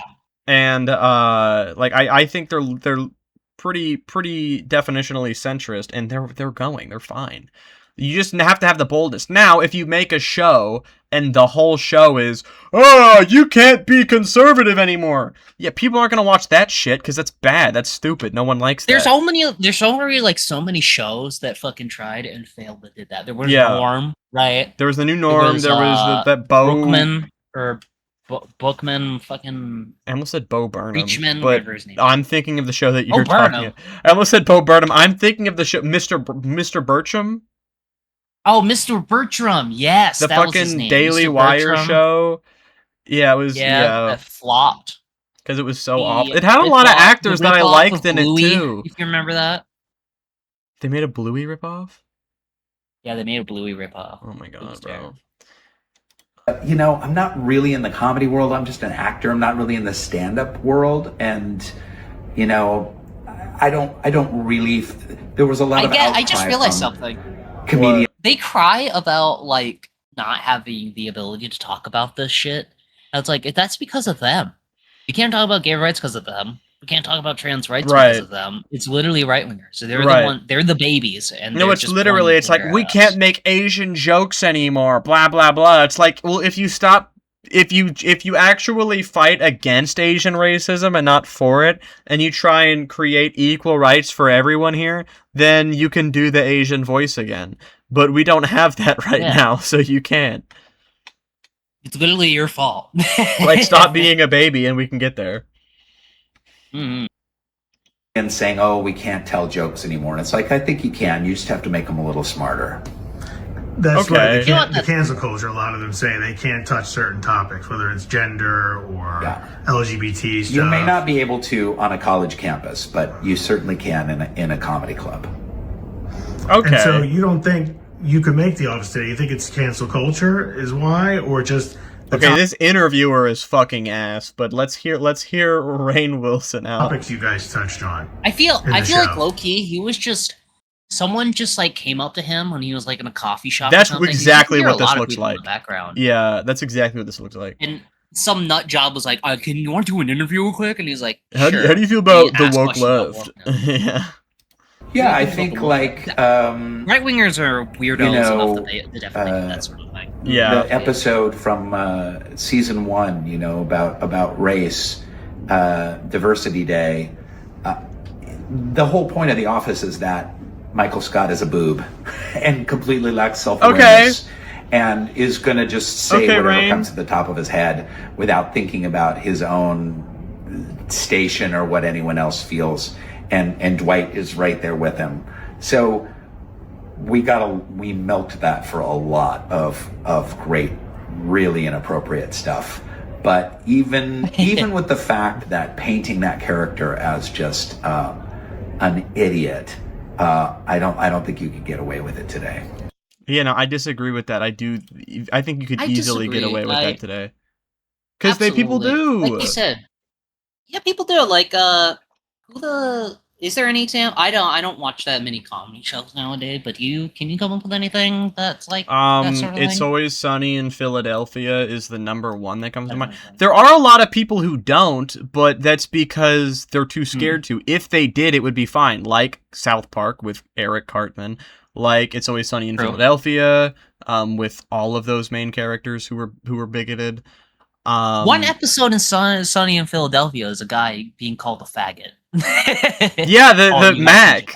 That's one of the best episodes there is of the show. I love that. That Hero or Hate Crime. They got a fucking lawyer. Dude, it's so good. That was one of the only episodes I watched. It's really good when I seen it. It's just not much. I have shown every time I date someone, I will like make an effort to try and show them that show a lot of the time. If I think it's their vibe. If it's something that I don't think is their vibe, I won't show them because it is a very offensive show. But it's made by progressives. That kind of proves to your point, right? It's yeah, exactly. You can do that sort of thing. And they said they have held back a little bit in the last couple seasons, but they didn't have to, and it kind of sacrificed some of the humor a little bit, which is why in the next season they're doing season 18, I think is the next one. They're saying that they're like, all right, we're hearing you. We're not no filters next season. We're not holding back. And I guarantee you that season will perform better. Probably not as good as it used to because it's not in its peak anymore, but it's season 18. That stuff. It just happens. Right. Time. It's the longest currently running live action sitcom. I feel like that speaks volume to what's his face legacy, the Trash Man. I remember him by Danny DeVito. Right? Oh yeah. Danny DeVito, Charlie Day. Honestly, everybody working on the show is because the main 3 guys, I believe, are the writers: Dennis, Charlie, and Mac. All right. Was that one lady with the blonde hair who was also in Parks and Recreation. That show, if you remember it. She was in that show? Yeah, I'm pretty sure, right? She wasn't the main girl, wasn't if someone that's who you're from that thinking show on of. the show? Yeah, okay. I'm pretty sure she's in the show a few times, right? Am I not Let me look it up. Is D... Also, this is Max, everyone. Say hi to Max. Hi, Max.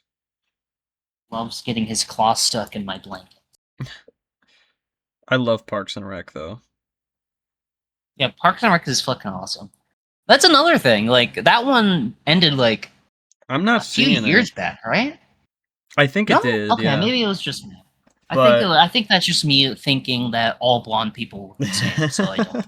I'm on a bit of a timer, though, so I'm going to push through a little bit. We do have a lot left, but we don't have a lot of long stuff left. That's awesome. So, obviously, trust in federal government at an all-time low.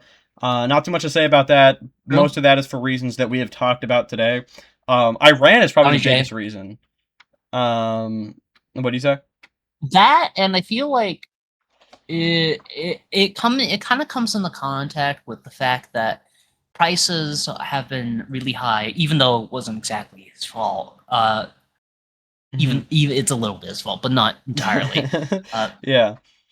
Bidening, fucking, and that happened, and from people's public perception of him, that ended up badly. Yeah, pretty much everything's going wrong, really. Donnie J, it's just both the parties sent out their best guy, quote unquote. Yeah. And they both failed. So I feel like that just naturally, because that's what people your just average losing faith in the dual party system. That's what right? your average person sees in a president is the head of the party. They see Donald Trump as the Republican guy and Joe Biden as the Democrat guy. People that Kamala Harris ran for like the last 3 months, so people don't think Kamala Harris. Hell, I forget that she was the one running against Trump sometimes.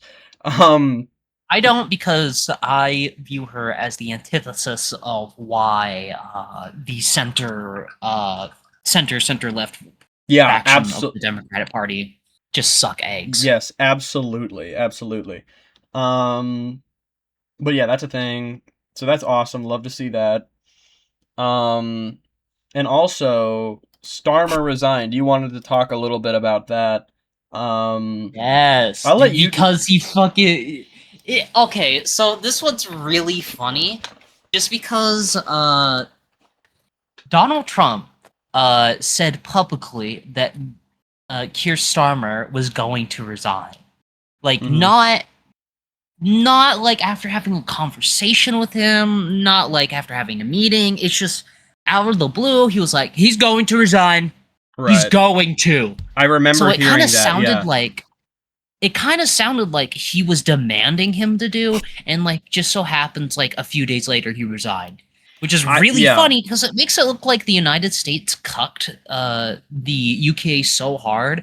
They have the ability to remove one of their highest ranking officials in power. Actually, the highest ranking official besides the Queen, of course, or King now. Excuse me. Yeah, Starmer's the reason that Starmer said that he resigned, which isn't too unbelievable because it is common in the UK, is that they got decimated in the election so badly due to the immigration scare. Which, by the way, this next leader is going to be the 7th leader in a decade for the UK. Yeah, that's another thing. I think it's 8th now. I think Keir Starmer is 7th. No, is it 8th? Am I wrong? One of us is wrong. It's too many. It's a lot. It's too many in the next 10 years. That's a lot. Yeah. That's a lot for 10 years. Let's feel like. Go ahead. Yeah, go on. I was just gonna say, like, I feel like they used to have a 2-party system as well, but they didn't have it as entrenched or nearly as ingrained into the system or as a necessity to keep the system going. So as a result, when another party came around and fucking fucked them both over. Greens did well this election cycle too. I believe Liberal Democrats, I guess you could say the Bidencrats of UK, did relatively well too. I don't know. It just shows that maybe we shouldn't have a 2-party system, and we can, in fact, do better than what we have. Is my main point. Right. Absolutely. Sir, you've been quite critical of Prime Minister Starmer, and he's now resigned. Your thoughts, and who would you like to see as the next Prime Minister? Yeah, I was critical only from the because I think he's a lovely man, but I said you're really messing up energy. You have windmills all over so the place. gay. In the meantime, you have the North Sea oil, and they won't let anybody drill. It's one of the great fields in the world, and they haven't even found most. You know that the UK buys much of its energy. You know where? Norway. You know where they get their oil? The North Sea. The UK has a much better portion of the North Sea. They don't want to do it for environmental purposes, okay? I don't think that's even true. At least the oil fields. I don't know. Something tells me that maybe the UK... I mean, they're not the biggest climate change activists out there, so something tells me that maybe this isn't their... With NATO people, Yeah, I feel like it's just part of the whole. I feel like it's a new, like, it's a liberal scare. It's not even like a red scare. It is a liberal scare. Right. Blue scare. Because of blue scare. The blue scare. The Bernie comes around the corner. Oh my god. It's so peak. It's so sad though.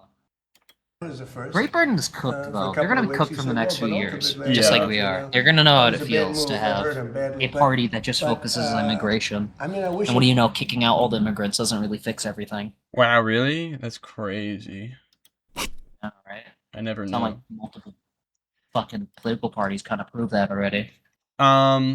Did you hear about the kid who burned a cross in Grant Park?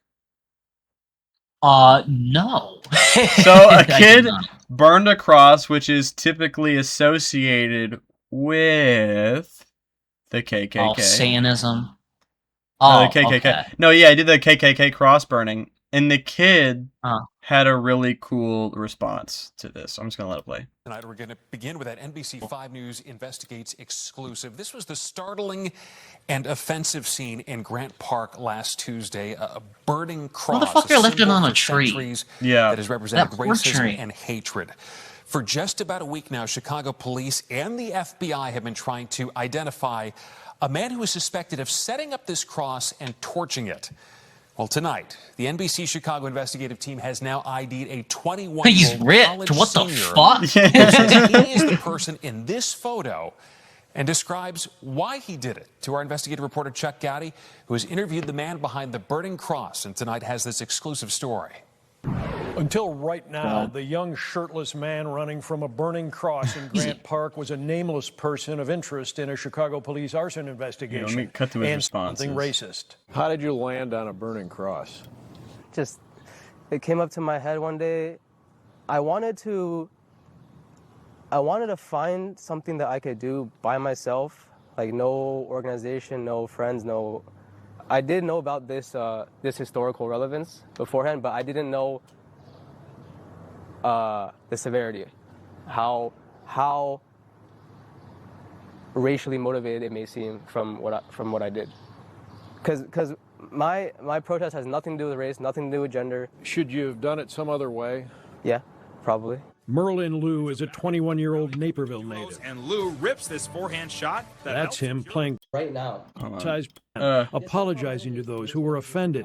In the video, he also criticized President why Trump. did he do I don't want to wait till his term ends. I don't want to wait until he may or may not get impeached. I want him gone right now. On that video, are you threatening him? No. You say that you think that he should be brought to an end. I think, no, I said... Now he's being pressed on from the other direction, too. He's like, hold on, wait, are you... What are you saying about Trump now? Oh, this poor fucker. He's gonna be so fucking court. He doesn't stand a chance, He deserves bro. to stand trial to the He's American so people. It's not fucked. paraphrase, I guess. Right. I think you use the word end.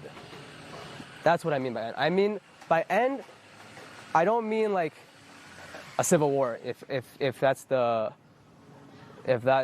is the imagery that you're trying to imagine. Liu says he built this cross after carrying wooden slats from his near West Side apartment to Grant Park last Tuesday afternoon. He showed the red ball cap that he put on the top beam and used lighter fluid and toilet paper to get it all going. I put a red hat to signify the MAGA hat, the Make America Great Again hat, So he did it in like a woke But way? that's not visible in the one video that was taken by a motorist. Woke Liu says crossburns he was protesting have what been he calls achieved MAGA by humanity. Christian nationalist supporters and the Trump administration ruling class. You're just scamming people. We're just scamming out of money, right? And I think that's a great reflection of how this country works right now, where money controls everything. Money has power over healthcare.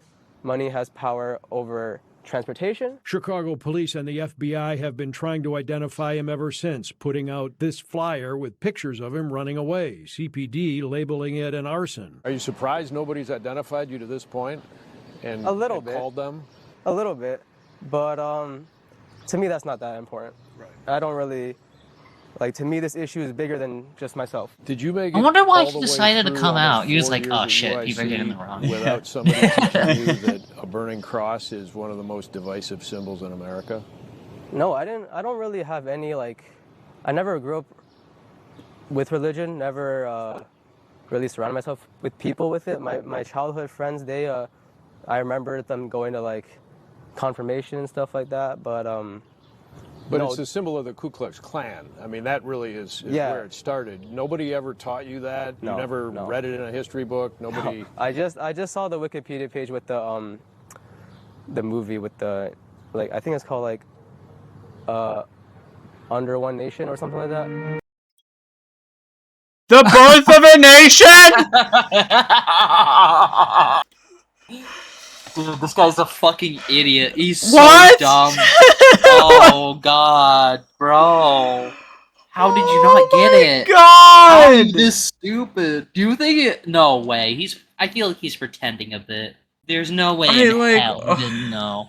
How? The Birth of a Nation! The Birth of a Nation is a famous 1915 silent film that romanticized the KKK and showed a cross burning. Was it a hate crime? No, for sure not. In no way possible was that a hate crime. I do understand why it was interpreted that way, and I apologize for that, but no, the intent was not there. Oh my god, dude. That story killed me. Brother, he's gonna have some hard time explaining it to his to his new prison buddies. Be like, listen, I didn't do it because I hated black people. It was because I didn't like Donald J. Yeah, I swear. I'm with you guys. I swear. Oh my god. We good? No, we good. Alright, so this next clip is starting with body cam footage, so you know it's good. Police officers killed a dog. Let me just make sure it doesn't show, like, something. Second cop killing of the week. Let's go. Getting our numbers up. Say sarcastically. Okay, does it show the dog? Okay, it censors it, it looks like. Its size. I think. Okay, I think it does. Okay. Tonight, newly released police body camera footage shows the moments leading up to an LAPD officer fatally shooting a dog named Jameson. Look at this cute-ass dog, dude. Police responded He's like the to most a 911 friendliest call fucker I have ever Saturday. seen. A Why woman did he requesting a scare wellness check for her neighbor. So there was a noise complaint and someone wanted... Screaming, oh my god, for 20 minutes, like something really bad happened. No. Police officers knocking at the door. Dude. Police department. A woman answering, her 2-year-old dog, a golden retriever, St. Bernard and poodle mix, also appearing. Oh, can you put your dog in? Keep your dog away, please. The two officers instructing her to put Brother. her dog inside, commenting on its size. Immediately pull out a gun. I'm sorry, you're a fucking coward. The woman if you returning, always go for telling the the gun officers first. the Come dog on, is not man. a danger. It's a dog. Grow up. But Jameson gets past her. The LAPD Jesus alleging the Christ. nearly 107-pound dog charged at the officer. You are a fucking dumbass, dude. Keep it going. Keep it going. I want to who see then if fired he 4 actually shots. charged. The homeowner sobbing over the dog as officers look on. She says she was just yelling to celebrate the Knicks' NBA Finals win. The department's use of force policy involving hostile dog encounters includes tactics officers can use before firing their weapon, like voice commands, chemical spray, and kicking. Tonight, the LAPD is promising a full and transparent investigation. Jacqueline Bullshit. Wing, ABC I News. fucking bullshit. Guaranteed. They're gonna bury this like their fucking grandma. Yeah. Guaranteed. They're gonna bury it 6 feet under and they'll never see the light of day. That's how these Shooting people operate. That's how the cop units are. Dude, this is so fucking idiotic, dude. We're in the dumbest timeline. We are, Bill. So the Millie Alcock, who said that Supergirl is probably bi. I'm so excited to watch Supergirl. And I hope it's good Superman too. was good. Superman was so good. I kid you not. If you look up, watch this. This is how much people are. Mr. Terrific is one of my Holy favorite. shit! Dude. Oh, hold up! Fuck what we're talking about. Look at this fat ass dog. Hold up, we gotta check the. Holy shit! Woo! I love him. Massively overfed Look at him. Deshun gets a second chance at life. Yay! Yay! Let's just skip to the herself back over. Look at And it was also another way to track her progress. Yeah. Her relationship with my dog. Okay. too. Anyway. So happy. Anyway, if you look up Supergirl buy, look how many loser like. This is an AI picture of Supergirl. What happened to Supergirl? What happened to Supergirl? She's lost her mind. Lost her mind. I made Supergirl friends so mad. I don't fucking need you. Canceled. Doomed. Supergirl is cucked. They never learn. Insufferable queer icon. Supergirl is doomed. Supergirl is gay Entitled now. brat. Entitled. Look at I love that image. Oh my god, bro. Oh my god, that's Benny Johnson whining about it with his AI fucking thumbnails. What a fucking loser, dude. Hold up. This Keep closeted dumbass. Oh my god.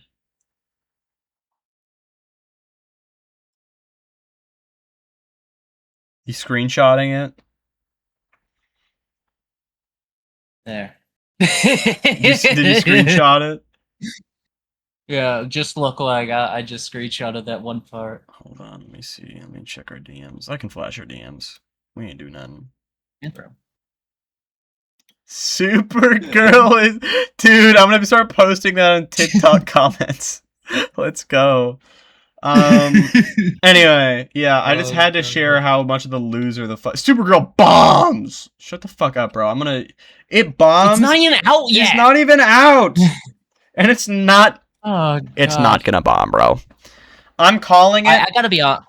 I don't think it's gonna bomb. I got a question.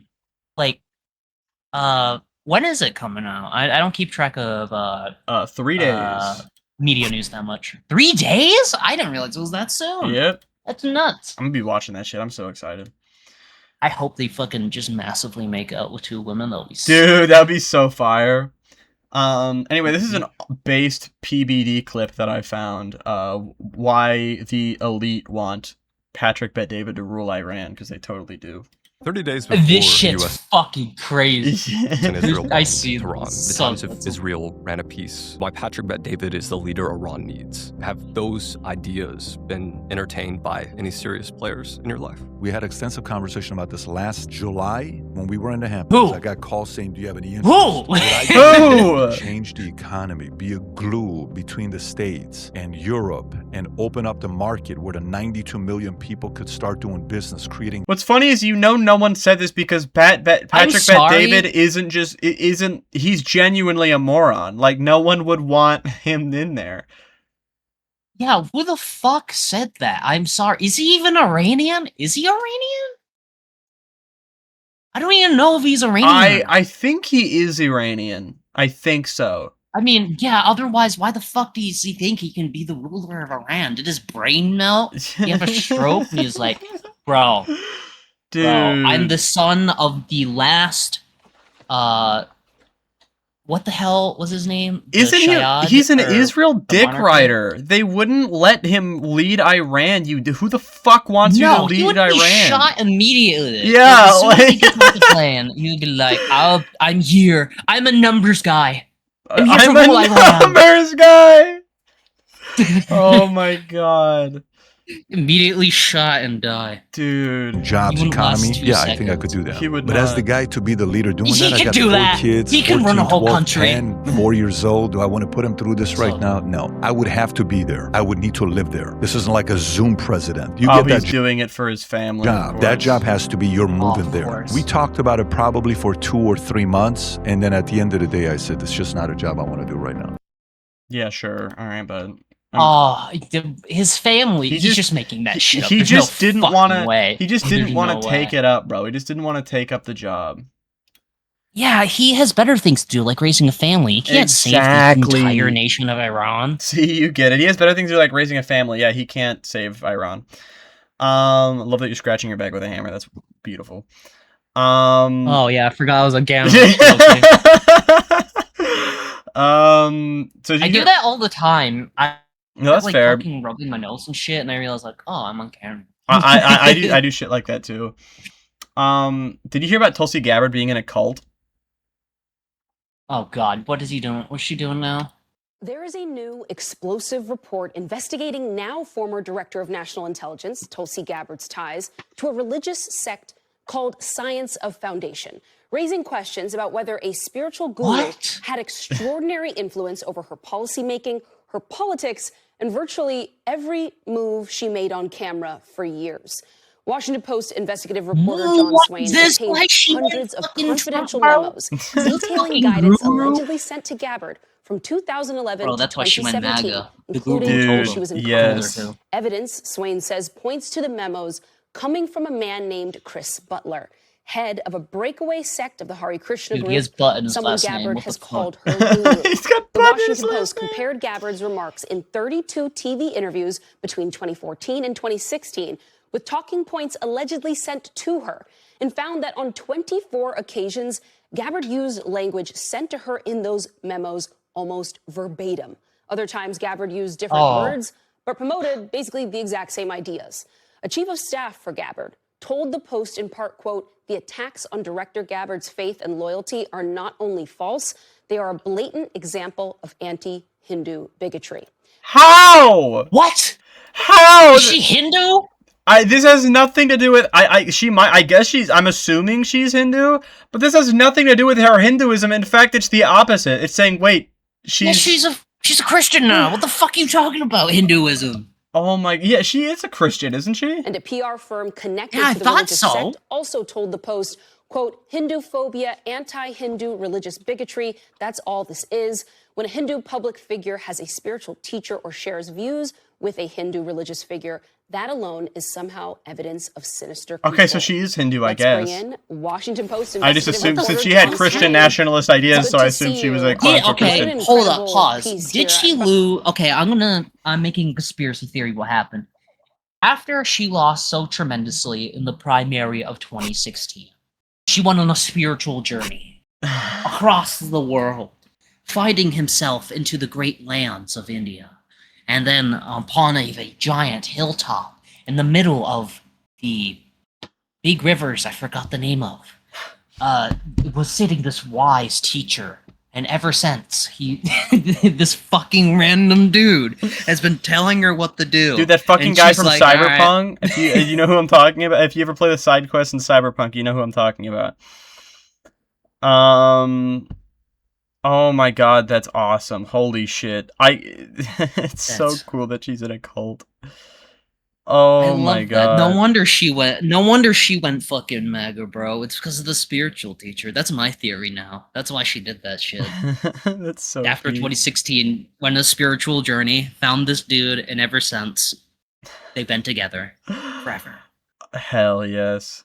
Okay. What a beautiful relationship they have. I'm not gonna lie. That's pretty that beautiful. is It's really inspiring, Hindu-phobic. honestly.